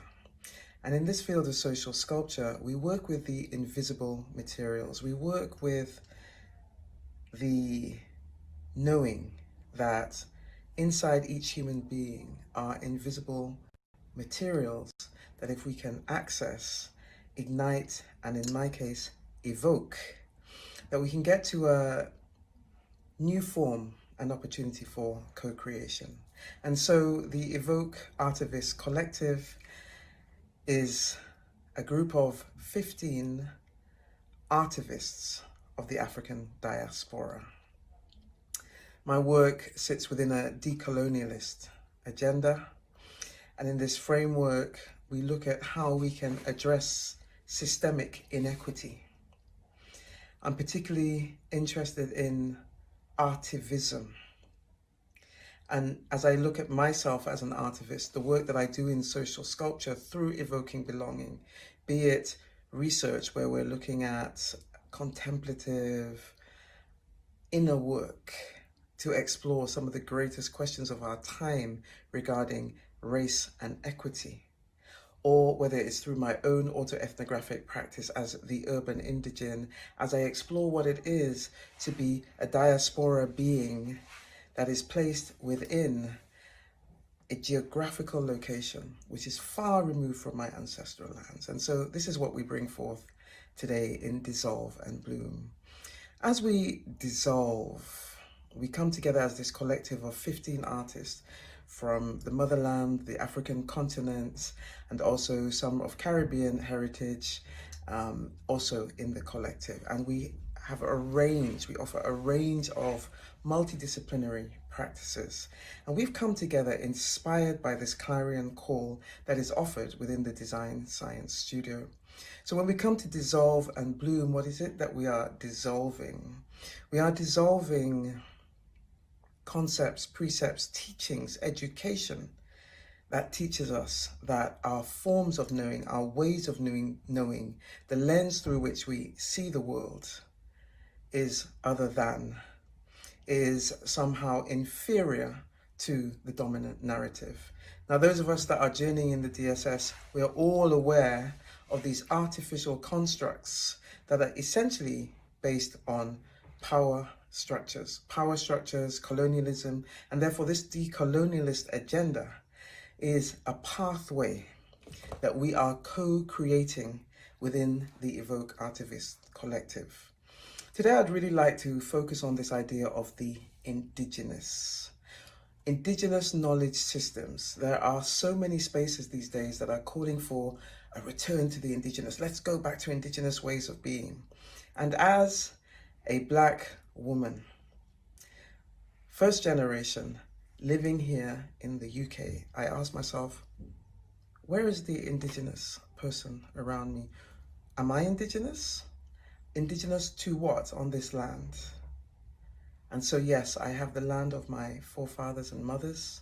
I have my parents' land that I can go to, but I can tell you unequivocally that no matter where I roam on this earth, I will always be looked at as an other because I am this magical blend of so many cultures and inspirations and lineages.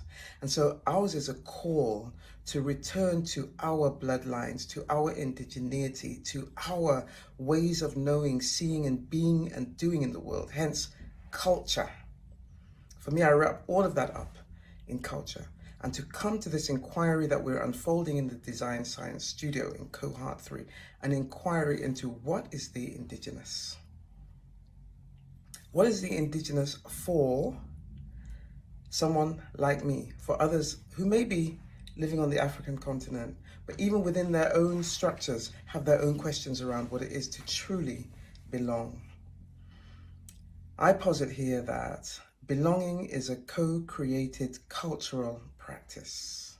It is a co-creation, and this is what we're unfolding into in the Design Science Studio, this opportunity to co-create.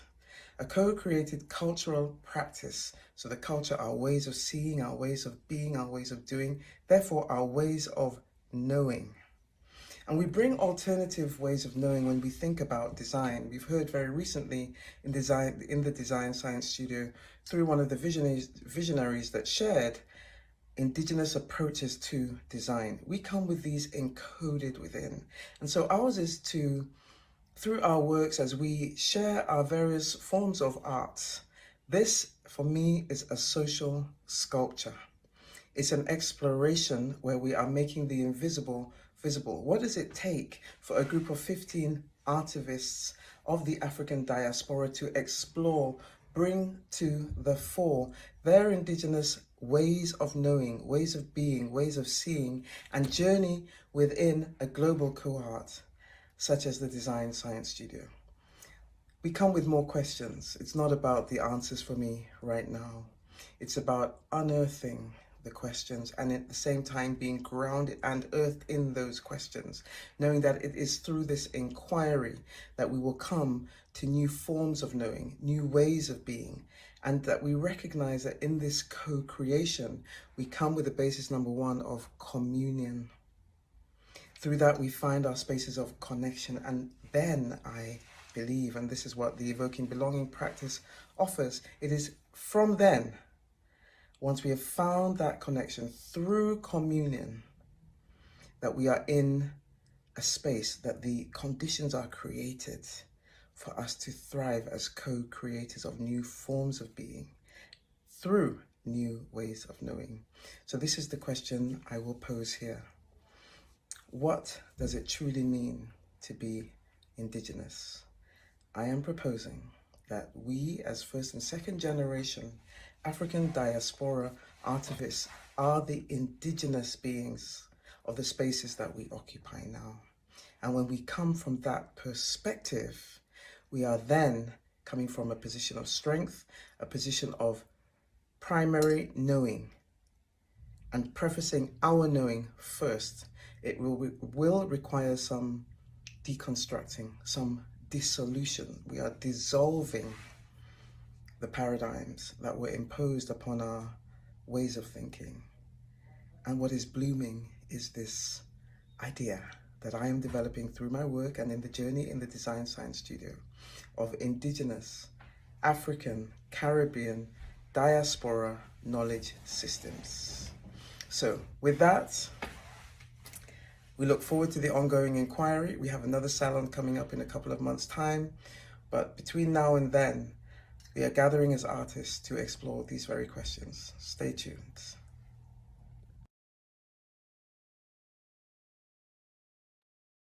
Wow. Beautiful. Yeah. Just listening to her voice is it is so soothing and gives me this sense of belonging. Hmm.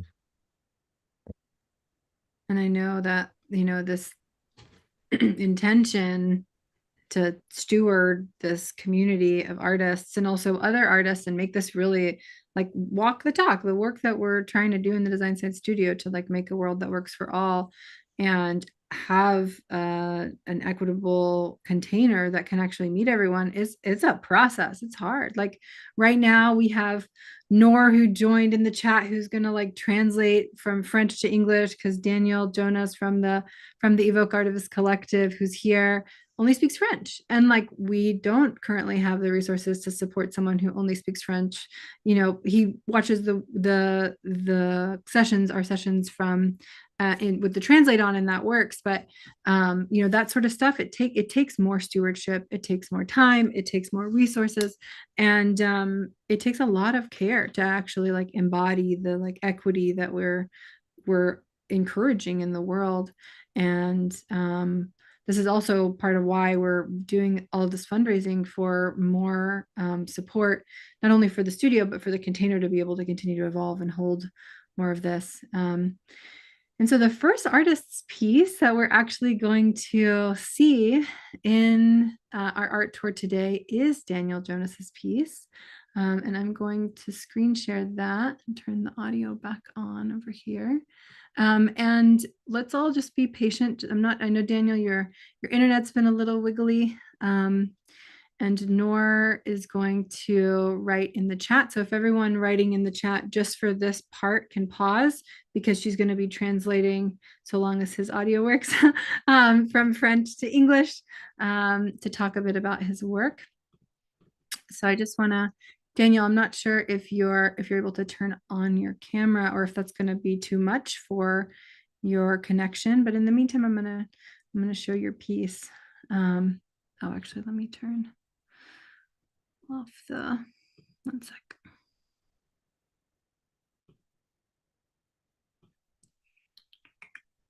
There we go.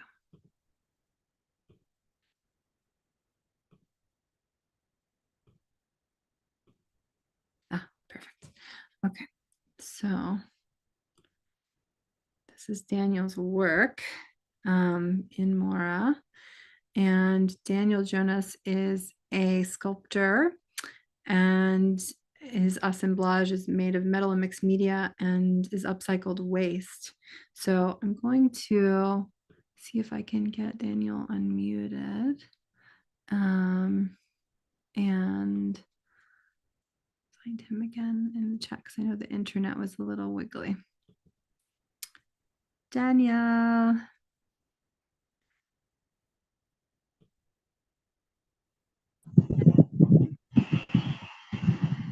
Hello, Daniel.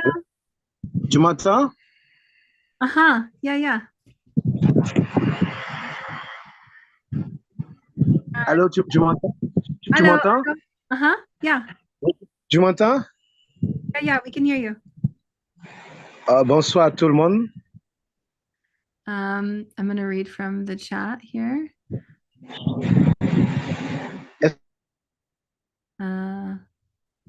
He says, Je dis bonsoir hello, à tout le monde. everyone. Je salue tout le monde, je salue tous les membres, tous les connectés. Voilà, merci pour l'occasion que vous me donnez de parler à ce sujet qui est vraiment immense, qui est très important, qui traite plusieurs sujets en même temps sur l'évolution dans tous les domaines, dans toutes les couches. And Daniel says, thank you for this opportunity to talk about this subject that is very important. It encompasses many topics. Et c'est avec plaisir que je participe à cette séance aujourd'hui. Comme je disais d'entrée, le thème est vraiment important. He says, it is with pleasure that I participate in this session today. As I said, this theme is very important. Du point de vue où nous voulons un changement pour notre planète à tous les niveaux.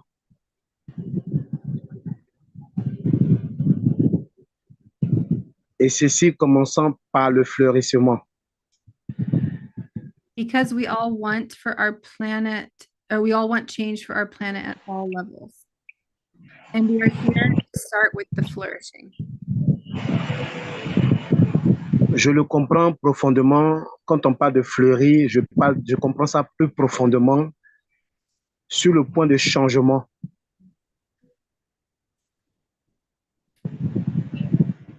Ou avec l'espoir de quelque chose de nouveau.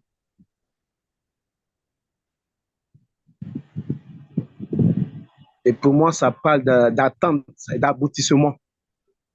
When I speak about flourishing, I am speaking about deep change and the hope for renewal. And for me, it's about patience.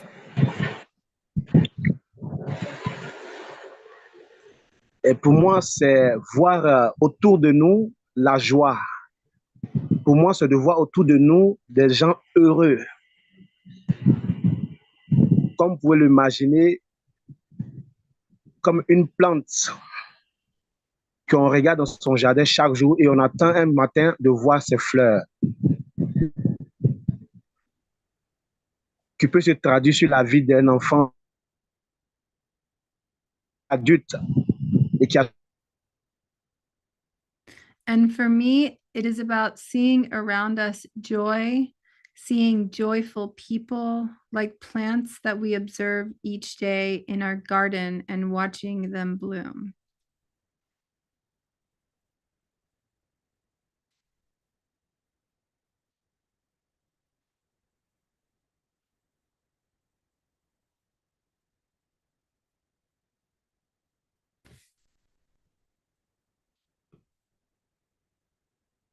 Okay.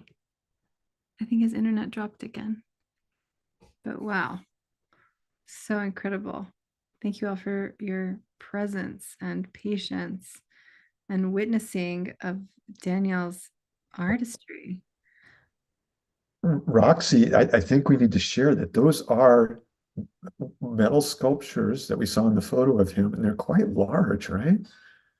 Yeah, I can show you the photo. Yes, thank you, Noor. Also in the chat for translating. Noor is an artist in the Design Science Studio Cohort 1 who is Lebanese and French.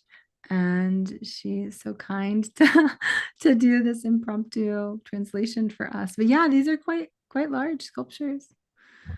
And now we can see them even larger than life here in Mora in New York City, thanks to Ian and Julia, who helped prepare this installation of their work. Oh, it's so beautiful. Also, this like international, like to get to hear from someone in their language. And it's really special. So yeah, maybe just for a few seconds, I'll just, we'll get a little closer to the pieces. And are they three-dimensional now, or are they just They're flat images, but Ian, the way that he installed them in space makes them look like they're three-dimensional. See this? Pretty amazing. Wow. What do you think, Amanda? Powerful. And I just love hearing Daniel's voice, and hearing the different languages. That's such a reminder, because here we are, for those of us that speak the English language fluently, it's like, and so much of the world language that's become through the internet. It's like, we need to remember all the roots here, and to see Daniel's work that like reaches way deeper, is bridging his ancestral home kind of through the masks, and it's very powerful. I'd be curious to know more. And I think that's one of the things that people might want to know is when they go into Mora and they go through the exhibit, that there's information down in the bottom right corner of the screen that gives a little description. But if you click on the artwork, you'll go deeper and you'll see an image of it. And it's quite comprehensive what's there. Absolutely. I was just thanking Nora in a side chat. Sorry, I have to exit the view in order to use my computer at all. I'm gonna actually bring up Ian, if Ian is able to come on with us, because Ian has been lovingly tending to this installation, and maybe he can kind of tell us where to find Childe's piece real quick, because we also have two other artists from the Evoke Artivist Collective. And then we're going to wrap this art tour, because I think in terms of our schedule, it is intended to transition. We'll probably be about 10 minutes behind by the time we're done. So we'll try to make up a little bit of time in the next segment. But I want to make sure we go visit Childe's piece, and also Moore's piece and Ian's piece. So Ian, if you could tell me where to wander to find Childe's piece, I would love that. Also, thank you, Ian. Ian is a artist in the Design Science Studio, and like he did the majority of all of the world building for this exhibition. So Ian, thank you. And your piece is also incredible. I'm excited for us to visit. You're welcome. Childe is, whose pieces that are you referencing? The video, not the first video, but the second video, of the music.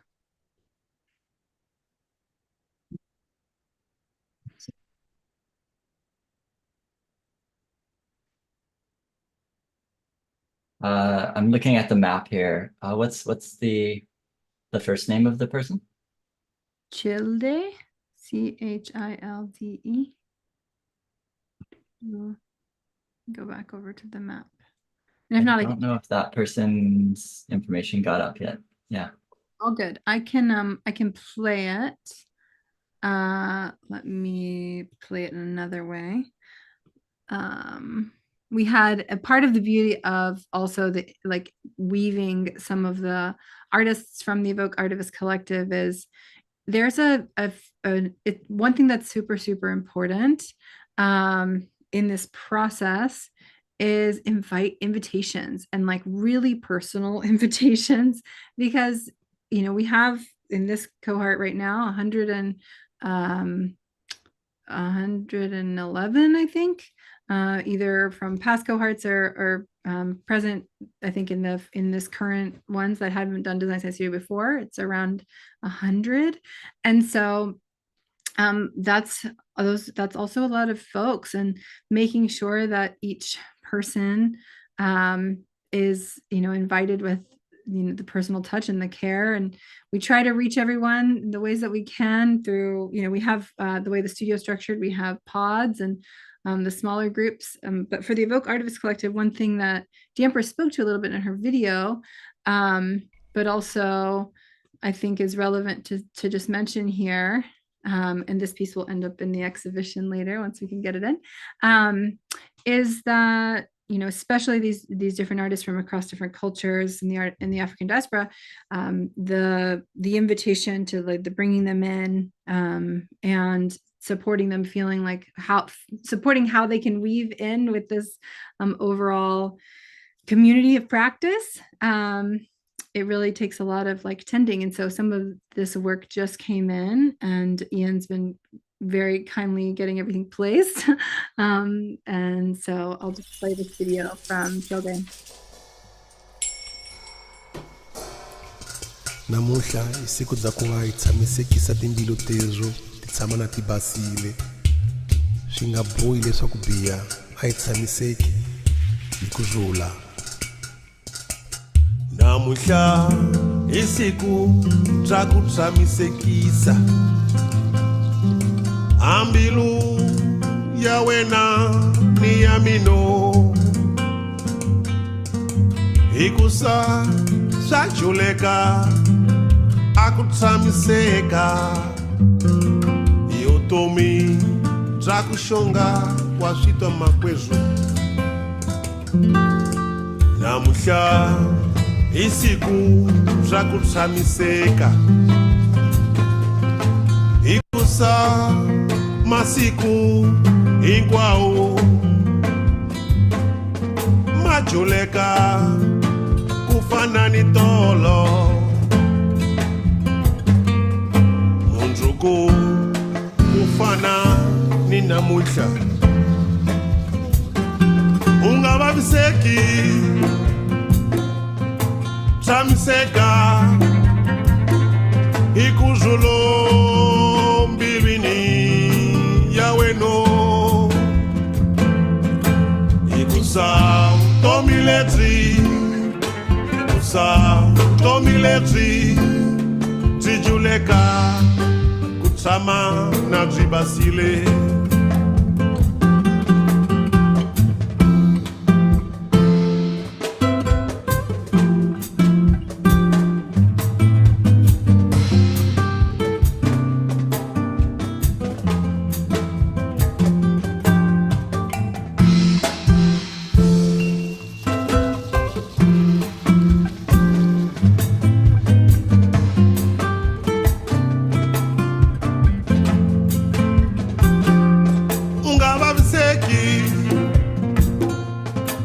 Tshamiseka hi kurhula mbilwini ya wena, ikusa vutomi lebyi, ikusa vutomi lebyi byi juleka ku tshama na byi basile, ikusa vutomi lebyi, ikusa vutomi lebyi byi juleka ku tshama na byi basile, byi juleka ku tshama na byi basile, byi juleka ku tshama na byi basile.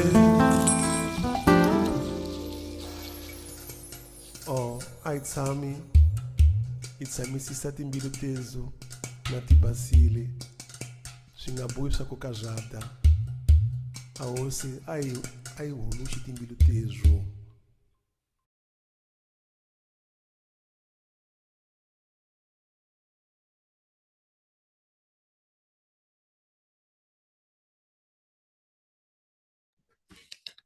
That was amazing. Yes, I can put the link in the chat for that video as well. Whew, that was incredible. He's a very, very powerful bass player, as you can tell. And when we were chatting yesterday in preparation of getting his video, and he was saying he wants to share some of his African music with the community, and the music of his culture. So really grateful to get to have that piece. And I guess for the last visit of the Evoke Artivist Collective, Ian, let me know if we got. Hold on one second. Morphe? Yes, Morphe. Yeah, that one's underground, near the little bug. Okay. On number 20 on the map, which should be correct. I'm just going to mention real quick that with the music, what's beautiful in this exhibit is that as you get closer to an exhibit that has sound, you get immersed in that sound and are wandering in through the sound layers if they are done that way. It's really very beautiful. I'm wondering, Ian, I'm going to refresh. I don't see 20 on the map, but I can also just wander down into the underworld. Yes, yeah, do that. There's still some updating of the map as well. Oh, good, no worries. Oh, I see it. I see it over here. Perfect, yay. Okay, Yeah, so to the left, yeah. perfect. Okay, great. So this is Morphe's art, and I have, let me just pull up this thing that he sent over in our chat with the artists here. So here we go. Okay. Let me make this a little bigger. Thanks everyone for your patience. All right. There we go. So Morphe is a multidisciplinary visual artist, independent curator, and organizer. He is the president of the PACA Senegal African Circle of Artists, the president of the Art Education Environment Organization, Secretary General of the Association of Artists in the Arts Village of Dakar. Murph initiates art exchange projects, workshops, conferences, and exhibitions in Senegal, in the sub-region and abroad. The focus is on humanity, sociocultural mutations, integration, interculturality, and intersectionality have always been themes exposed by the artist through his paintings and installations. The artist's style is often marked by paintings where the characters have hybrid forms, gestating crowds through which those who contemplate the work feel cosmic vibrations and a strong emotion. The artist is also a valiant activist for environmental and socio-political issues due to his multiple creations in these areas. Several exhibitions in the Dakar, Senegal, and abroad, which include Gambia, Nigeria, Sweden, Norway, Italy, Hungary, France, South Asia, the 19th Bangladesh Biennale, Guinea, and Congari. So this is the work of Morphe Murph of Senegal, who is here.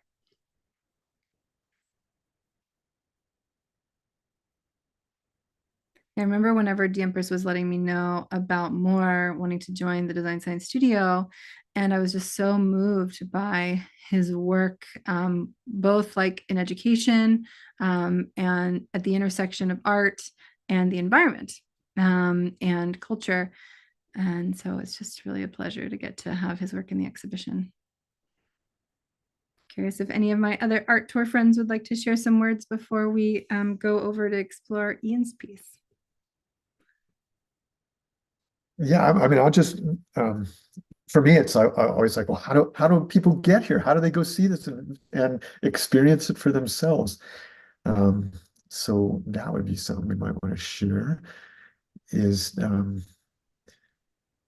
if you go to the design science I can stuff, just put it in the chat. Yeah. yeah, for those out in the world there, is it actually open to the public already? It is open to the public. It's not on our public website. That'll go up after the exhibition. But yeah, I did put it in the chat. Oh, and Karishi, who's also a part of the Evoke Artivist Collective, is writing in the chat that Daniel, whose work that we saw before, the sculptures that are made of upcycled materials, is from Benin, and his native language is Nagos. Thank you, Karishi. I'm really appreciating like I think he said it also in the artist's statement, but this like these hybrid forms and sort of gestating cosmic vibrations. I'm definitely feeling the cosmic vibrations in his pieces for sure. And here we can see some of the characters as well. Beautiful. What do you think, Amanda? It feels so ancient. You know, I think of also the cave drawings and the origins of, I mean, this is one of the origins of humanity and the link between the shamanic and the earth realms, you know, like there's like a Hieronymus Bosch kind of like sense too, very surreal and dreamlike. And I love that they're black and white. It feels very much like this, yeah, these maps, except for there's a little bit of color. And that's, you know, I think that's really cool. Yeah, definitely feel the ancient vibes. Well, maybe this is a good time to go visit Pluto's cave. Ian, what do you think? Ready? It's so cool that it's in a cave too, Sure, like sure. underground. I like the underground and above ground. So great. Yeah. Well, And the mist. Ooh. now we're going to explore Pluto's cave. So this is Ian McIntosh's piece. The allegory of Pluto's cave has been recreated over and over again in many popular formats as well as movies. And he wishes to bring people through a dream. So I'll let Ian talk about this as I approach it. Sure. Yeah, so it's actually Pluto's Cove. Pluto's Cove. Because Plato's Cave is the original one, and it's all good. I actually live on a kind of cove on the island here in Salt Spring, British Columbia, and we have a philosophy club that we call Pluto's Cove, because the question is like, what happens after you leave the cave? And as you can get inferences, which are in this space, you go, confront, release, change is like this process of exiting the cave, but inevitably we go back into the cave to, support the world, support the matrix, support the, this world around us. And each of these kind of circle bubbles in the underground space, in the red area are kind of like, there's a song that kind of goes along with the 3D world that is kind of telling a story. I cut myself a bit short because I had other things to do, but the intention was, and maybe is, to put some words in here and kind of tell the whole story, because it's a whole elaborate dream that I had once, and then I turned it into a story that actually has been quite like healing, revolutionizing my own idea of how to go from confront, release, change to how do I like not just keep doing that Ouroboros circle of trying to escape over and over and over again, but how do I keep my mind, my heart, my head straight forward towards the more beautiful world that I know is possible, while also respecting and honoring that I have ancestors and my own shadow to continue to look back in the cave. It's crucial to not like forget about the cave, because that's like spiritual bypassing.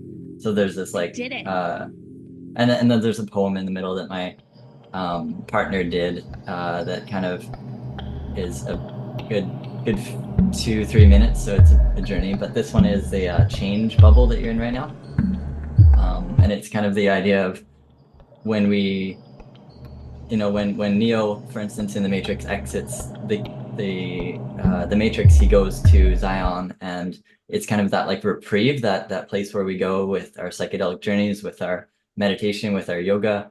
That's kind of a reprieve from the mundane and continuous world that continues to try to pull our attention. And how do we dream from there? And then, yeah, the apple and snake in the middle is kind of this like, how do we, we're in this dance of continuous,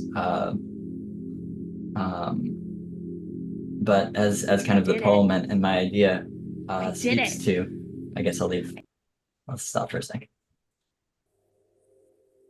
I don't know if you want to hear it. It's a good chunk of 2 minutes, but part of it.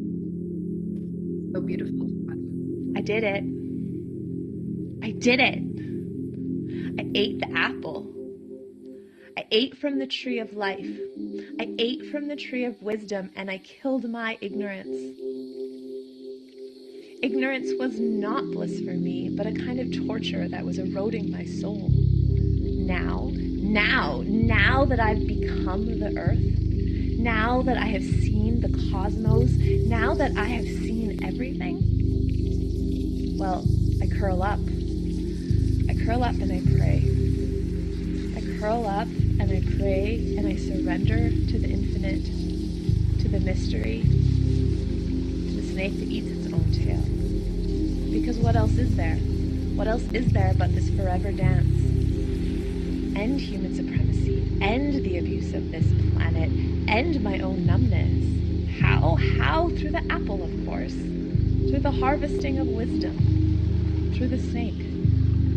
Through the breaking open of seeds that carry the truth that every single thing has the potential to blossom and offer nourishment if given a good amount of space and tending and care.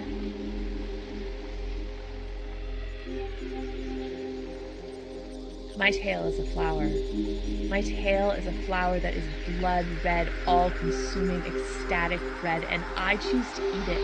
I choose to be nourished by my pain because pain equals evolution, and evolution equals beauty, and beauty equals healing, and healing equals...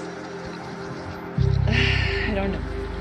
I'm not sure yet. I'm not there yet. Humans on this planet aren't there yet. We're still in the healing cave.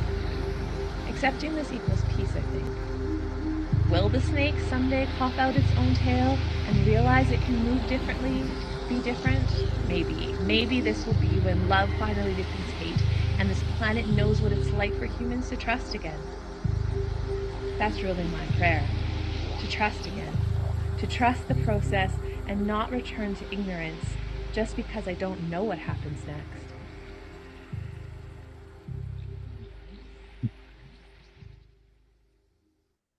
so that's the end of the poem. And beautiful artist 3XL. I'm a DJ, so I kind of like mix them together. And anyways, that is the query at the end of Pluto's cave. How do we, come out and try to stay out as much as possible? Yeah. Wow. That was incredible. Bravo. You really pushed the medium here, Ian. This is really powerful. And amidst also installing literally every other piece, basically, other than like a handful that some of the artists installed for themselves. So grateful for that journey. And I look forward to spending more time in the cove and also exiting the cove. They're really powerful, so many powerful provocations and invitations, and I want to come to your philosophy club. Maybe because maybe there'll be a live version one day. I'll bring y'all in. Yes, please. I want to thank M, who's next, for waiting so patiently. The international nature of the art tour and the timing of things was a little bit longer than we thought. So really excited for Ems, and maybe Della, I know you also had a little bit to share, so maybe we can just make it a little bit shorter if possible. And then we'll definitely, I want to just mention also Mark is up here. And so I want to just do a little preview of Mark. It's like an elemental carousel, one that we all go on in circles. A raindrop, a ride. It's like it's evaporated into the air and goes into the giant white fluffy cloud. So I want to invite everyone to go explore the land of Inside Out. And thank you, Ian. Thank you, Mark, and Della. Let's find your piece. I think, is Della underground? Yes. There we go. Oops, I went too far. Della, where are you? Aha, here we are. Great. So Della, I'll bring you up here real quick.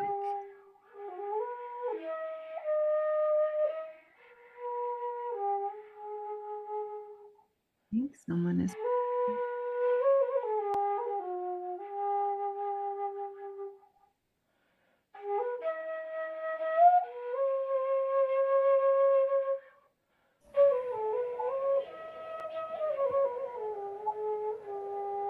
Hi there.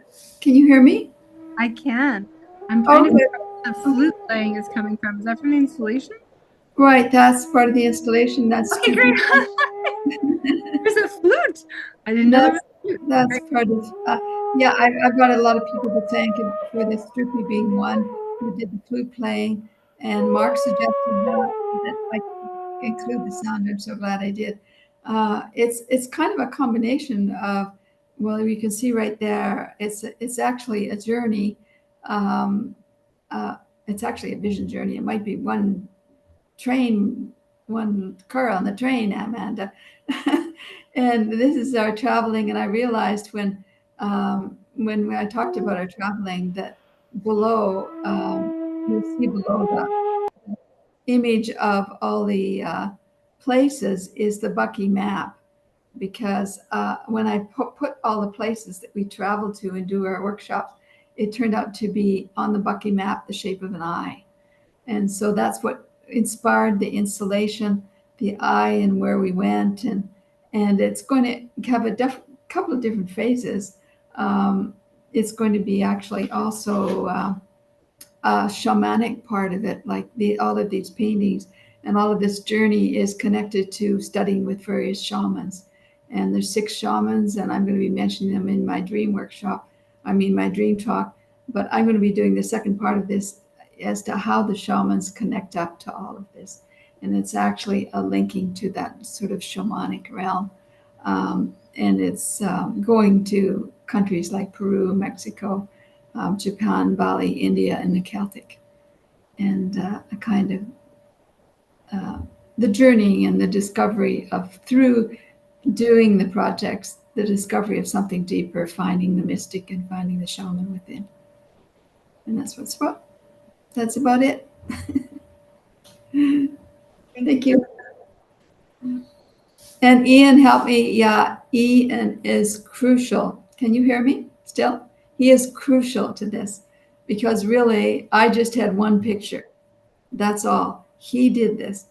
And it's in Sakaya Sun's beautiful Radio Lare, which is from the last cohort. She showed these incredible microscopic images, and that's what he put the paintings in, and it's brilliant. And I just want to thank him and her too for.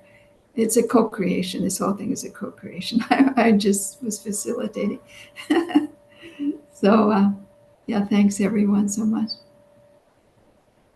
Thank you, Della. Thank you everyone who collaborated with Della. And yeah, this concludes our art tour. And I want to just appreciate all the artists who are part of the exhibition. There's much more art to explore. We also added some more pieces. I think Moni's piece is now in there. And definitely maybe later, whenever Stephen Bao is doing his talk, we can explore Stephen's piece as well. But just Della, thank you for continuing to also push the medium that you're in. You know, as a physical artist, you really expanded and explored so much into 3D, and it's just been a delight. So thank you all. Thank you. Thank you. And Amanda, I know you need to go, so thanks so much for being a part of Dissolve and Bloom. Love you so much. Yeah, thanks everybody. This is so inspiring. I just feel so fueled up to see and to tap into your work, and it's happening. Just remember, it's happening, and we're a part of this journey, of this unfolding and this flourishing, and we are needed more than ever. Your visions are needed, and your voices and your heart. Thanks, Roxy. Love you all. Thank you, Amanda. Love you. Thank you for encouraging everyone always, and for all that you do and all that you do for this community, and for everyone to keep imagining and keep doing it. We're doing it. We're doing it. It's happening. And now we get to hear from another incredible artist that is also doing it.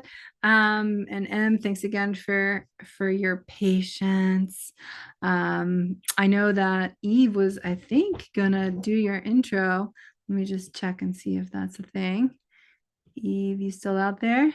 Yes, I am, and I'm ready to go. Okay, great. Ooh, I'm excited for this one. Yeah, me too. I'm really, really curious about it. So up next, we have Partying in 2053, Rating the Orphelia from M. Kuznetsov. M. Kuznetsov is a designer, developer, and co-founder of Techno Futures art collective Encoder-Rat, Decoder-Rat. M explores how new technologies intersect and collide with the intimate experience that make us human. I am so excited to see and hear all about this design future project. So please take it away. Great. Let me just share my screen real quick. You can see my slides, hopefully. So hi, everybody. I'm Em. I am the co-founder of Encoder-Rat, Decoder-Rat, and today I'll be sharing about our project, A Night at the Orphelia. And the Orphelia is a fictional nightclub that was founded in 2054 in Detroit, Michigan, and hosts events in present day 2053, 2054. The Orphelia is a speculative critical design project that aims to explore how we can create technologies that foster the futures that we desire. We specifically look at the near future, 30 years from now, because it's a period of time that seems a bit unknown and nebulous, but at the same time close enough to be familiar. We want people to kind of push themselves when it comes to thinking of these futures. So often when we think of speculative design, we look at speculative design to influence the emerging technologies we build, but speculative design often reinforces the, existing parts of our society, like hierarchies of power and continuing to disenfranchise others. We have so many dystopian portrayals of the future. We have Mad Max, we have Black Mirror, we have all these other dystopian portrayals. So through this project, we wanted to center emotions and values that you don't often see in these depictions of the future. We wanted to center trans joy and euphoria and explore preferred futures, futures that are the ones we prefer, the ones we want, not simply ones that we're willing to settle for. So with that, we wanted to bring in our manifesto that, like, in order to achieve trans joy in the future, because we know there's going to be trans joy in the future, we need to envision it. We want to invite everyone to have a stake and a part into thinking of this future, that everyone can be a citizen scientist that can help bring their lived and learned experiences together to envision this night from the future. That's a lot of context on what the Orphelia is. It's a fictional nightclub. And so this fall, we hosted our first event called Messy. Messy for the sloppy, uncertain, rough around the edges, possible future. And so Messy asked us to think of how can we create technologies that foster the relationships we desire? How can we center trans people and queer joy in emerging technologies? And what does this world look like? It was an art show, a dance floor, a gloopy hole into the future of queer nightlife and the world around it.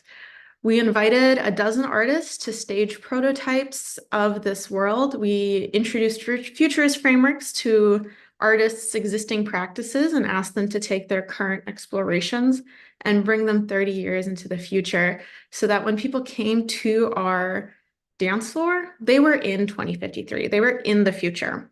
And so some of the projects that we had out at the event, which was at a historical gay bar in Detroit, were DIY hormone therapy slugs. What if you could synthesize hormones customized to your specific transition at home through bioengineered slugs?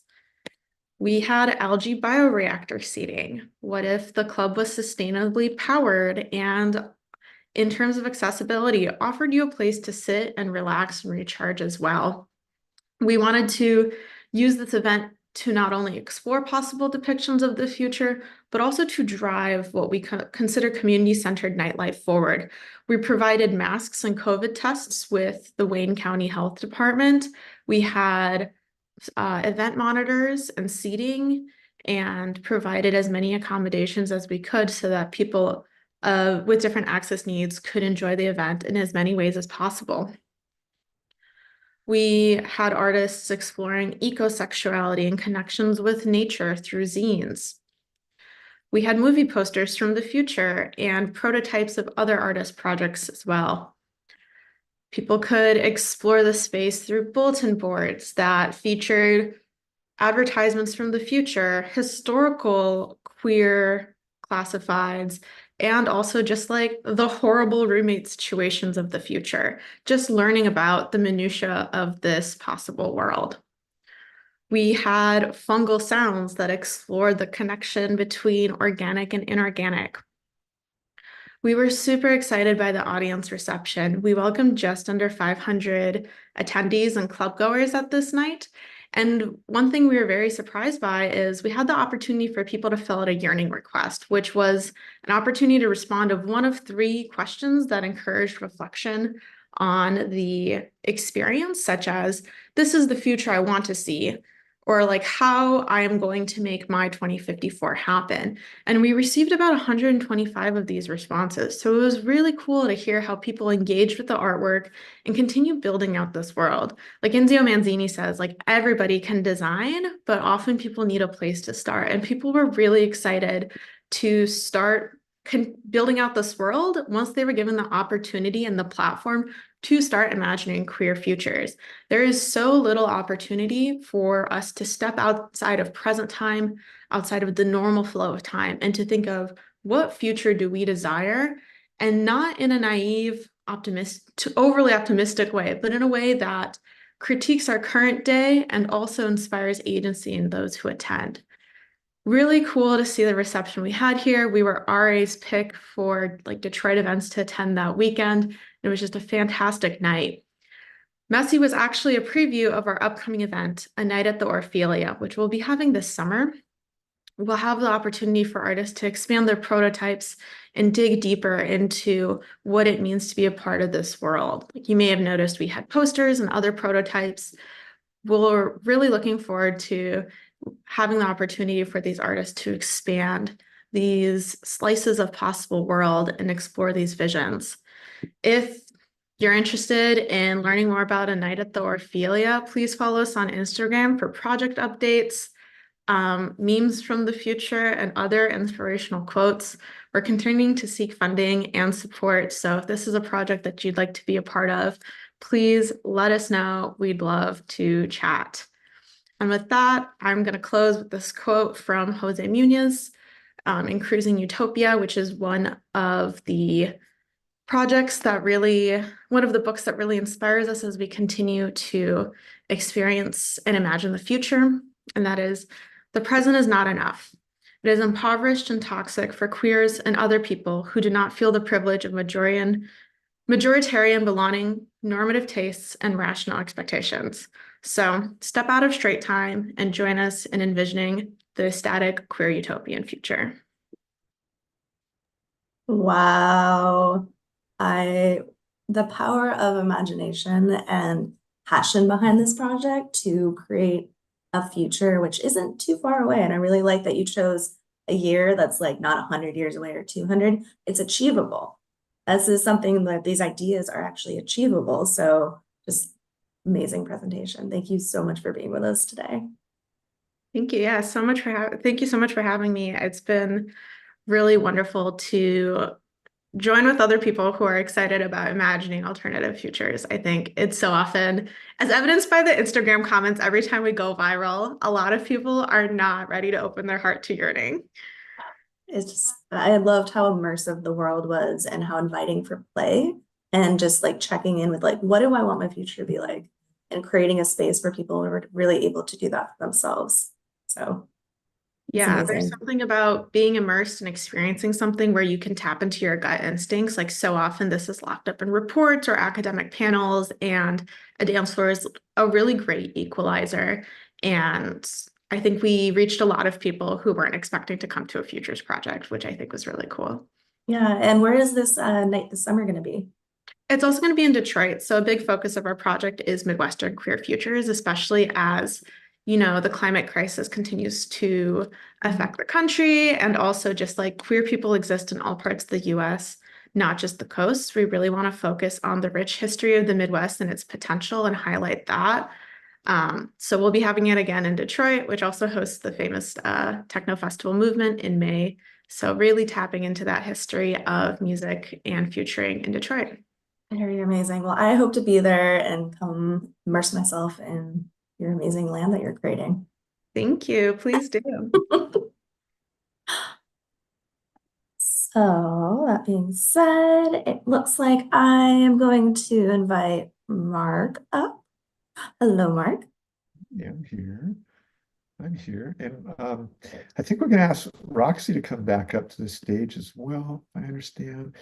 And I just was really touched by what Em presented, of course, coming from the notion that we are the backcasting evolutionary alliance mediums, and to do such a futures project that brings it into the reality that people can step into it and imagine, how will we get there?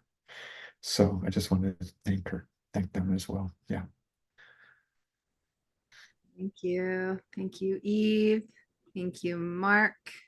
As a futurist, I know how much M's work is meaningful to you also.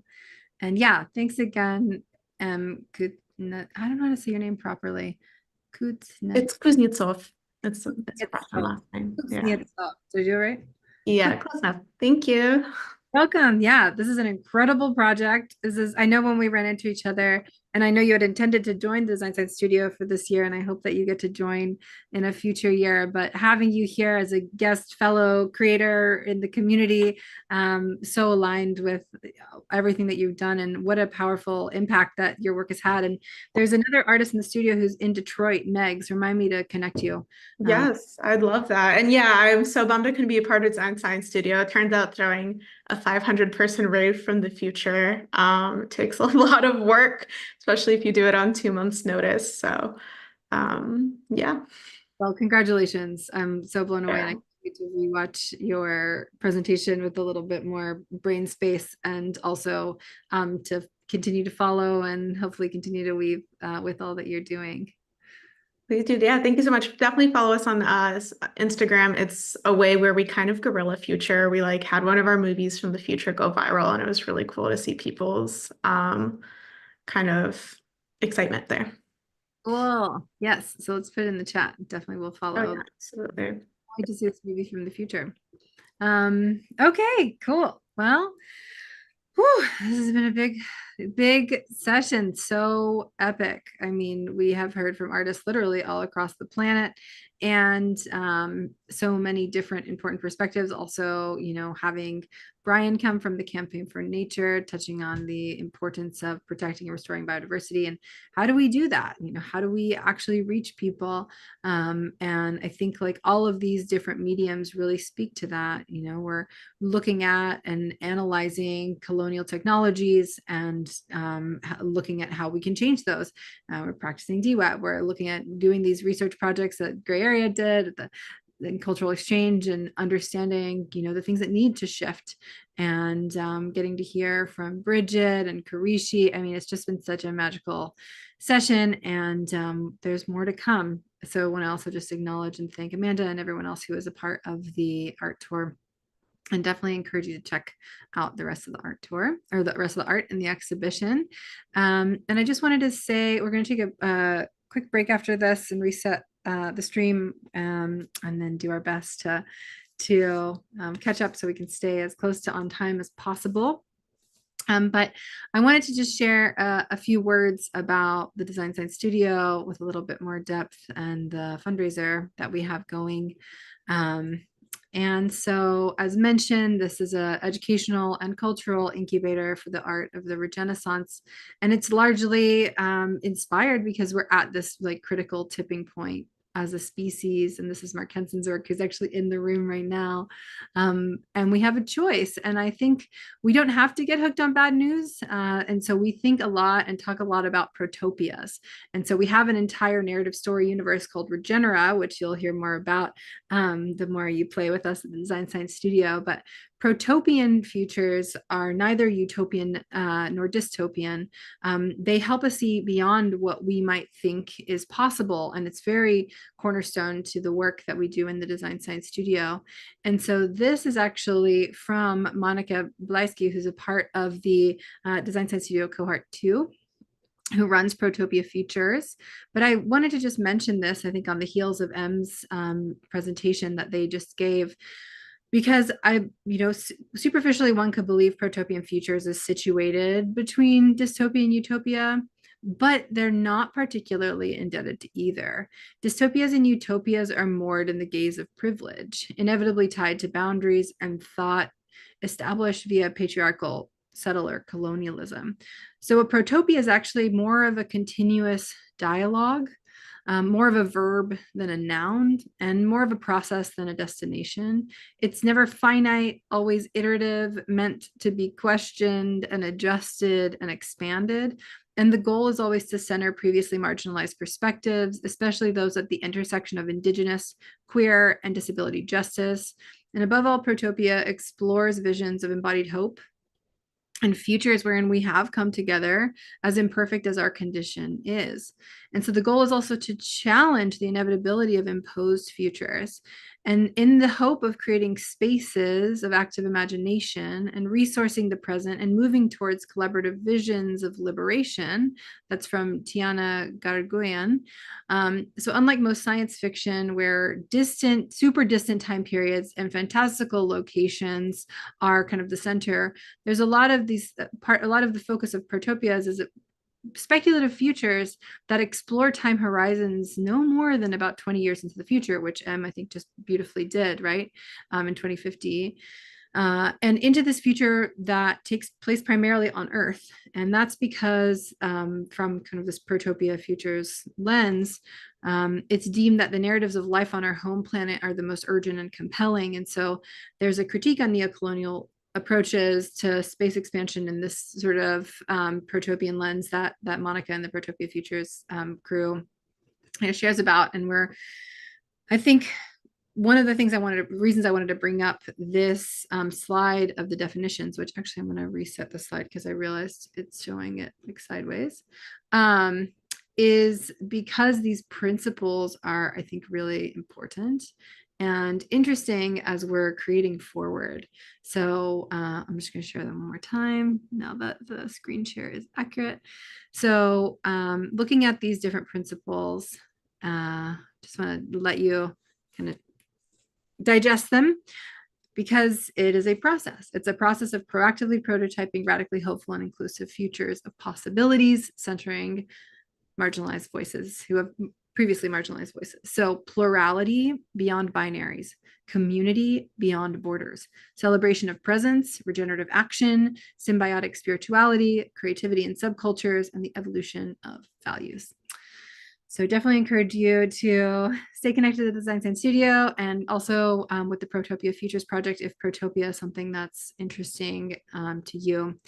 And a lot of the work that we do and that we encourage in the Design Science Studio is connected also to story, because we really understand that social and systemic and cultural change starts with story, and it's time to reimagine our society.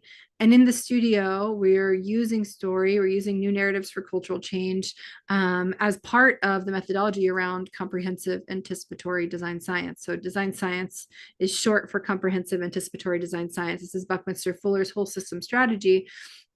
And it's about starting with the whole and thinking ahead, creating intentionally, and discovering through experience. And so as an incubator, we're empowering global creators like the ones you've seen today and the ones you'll continue to experience to imagine regenerative futures that ignite and catalyze inspiration and conversation and cultural change and action that leads to this transition to a world that works for all. And so by understanding that behavior is a function of culture, we become the seeds of this revolution that's really focused on evolution that reimagines life on this planet. And at the Design Science Studio, we are here as a community of practice. We are also here as this incubation space. And ultimately, we're here in support of creators for building capacity. And so regenerative capacity building is really rooted in regenerative design. When you think about regenerative systems are rooted in building the capacity of all the parts of the system so that the system itself can be, sovereign and strong. And so if every different creator across this world is one of those nodes, by building the capacity to interbe and weave together, that is, part of our theory of transformation, imagination, and change that helps to drive what we're up to.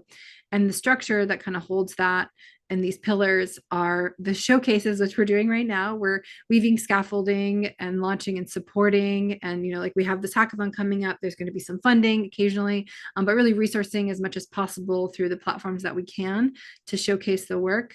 We have this curriculum that we run, and it's really intended to embody an education that builds bridges for systemic understanding, and that the root is our community, and this global cohort connected to different partners in the movement for mutual support and collective action.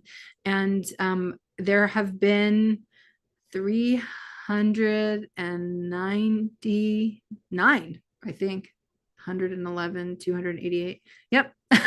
Artists who have gone through the Design Science Studio. These are just a few of them. And actually, I'm noticing that there's 2 of the artists that are in this slide who are no longer on this earthly plane. And so people are having babies. People are also leaving the plane. People are creating incredible projects that are in the world. And it is really just honoring the life and the life force and the care and the tenderness, and the vision that each and every one of these people brings. And we are fundraising right now to meet the gap that we have currently for getting through this cohort, and that runs through May, and supporting the organism that actually uplifts all of these creators, and specifically uplifting and supporting 76% of the artists in the Design Science Studio right now are on scholarship, and so the contributions that are coming through are really supporting primarily innovators and artists and change makers from underrepresented backgrounds and communities. And over the course of the Design Science Studio, since it started, we've been able to award the equivalent of $334,500 in scholarships. That's 266 projects, 373 innovators from 42 countries. Oh yeah, there we go. I was like, is it 399? 20, I guess 25 or 26 of those are people who have are continuing to be in the program. So it's the accurate number. And that's a lot of people across the world. And so it's what we're up to, is this quest to unite innovators and artists and designers. And with your help, we can continue to foster these creative interventions for regenerative futures and empower communities that champion social and environmental justice, and ultimately cultivate and support and be a part of this next generation of change makers. So every little bit counts, and we're super grateful for everyone's contributions. They are funding cultural change, and it gives us the opportunity to amplify the voices of women and internationals and creatives of color and LGBTQ+ and those from low income backgrounds, which is vital to our quest. And those, often some of the most important seats at the table, whose voices need to be heard and centered the most. So with your generous contributions and amplification and support in many different ways, volunteering, partnering, amplifying, we can continue to support this revolutionary program. So far, we've raised $3,406 through our Give Butter fundraising link. We also, on the last event, raised another $800 that's not visible here. So that gets us to $4,106. And we still have a ways to go, but just 2,800 sponsors, one artist, kind of like journey through the program. And yeah, that's what I wanted to share. I wanted to have a moment to connect with all of you a little bit about the studio and what we're up to and what the fundraising goes to and how it supports. So I'm going to, this is what's on the screen right now. Hold on, let me actually switch over. So we do have some regional and personal events. I know one of them I've been seeing on the screen over here. We can see it with Stacy, and they're waving, I think. Hi, what's up, guys? So in New York, thank you, Brooklyn, for hosting a live bioregional event. So exciting. We also have one in the Bay Area tonight. And maybe since I'm talking about you, Stacy, and Brooklyn folks, you want to say hi? Oh, look, that's us. Hi, I see you. So cool. So cool. Is that Tayo? No. Yes, that's Tayo. No. Oh my gosh. Not Tayo. Oh, he says no, so maybe it's not. So cool. I love that. And Mariette, is that Mariette? It is. Wow. Hi. Doing it. Cool. Yeah, this is our first event where we're hosting these, like, encouraging the in-person part of where people and bodies and places in the world, like, let's hang out. So thank you for hosting. And Stacy, I'm so excited for your talk a bit later. And Tayo, I know we didn't get to go visit your piece in the exhibition, and there's actually a little bit I'm going to do to continue to make it more flowery, the flowers that you envisioned around it. But I'm really grateful to all of you and the way that you're participating, and I can't wait to hear how the integration goes after the event. And hi, other friend over there. This is Christina, and we also have Erica and a couple more people coming later. Cool. That's amazing. Thank you, Stacy, for hosting. Thank you. Thank you, Stacy. Thank you, Brooklyn. So cool. Yeah, so one of the things that we're doing in the studio is beginning to pilot our bioregional hubs to build more bioregional resilience around the world. So thanks to everyone who's hosted. We also had another event by Clara that was in Portugal this morning. This morning, my time, not this morning, general. Okay, that was a lot. Appreciate everyone's patience and presence. We're going to take like a 3-minute wiggle break, and we're going to reset the stream. So definitely take this time to just chill out a little bit and stretch. And for anyone out there on the stream, come on in. It's going to be awesome. And it's really, really lovely to have everyone's presence in the room. So grateful for that. And we'll be right back in about 3 minutes.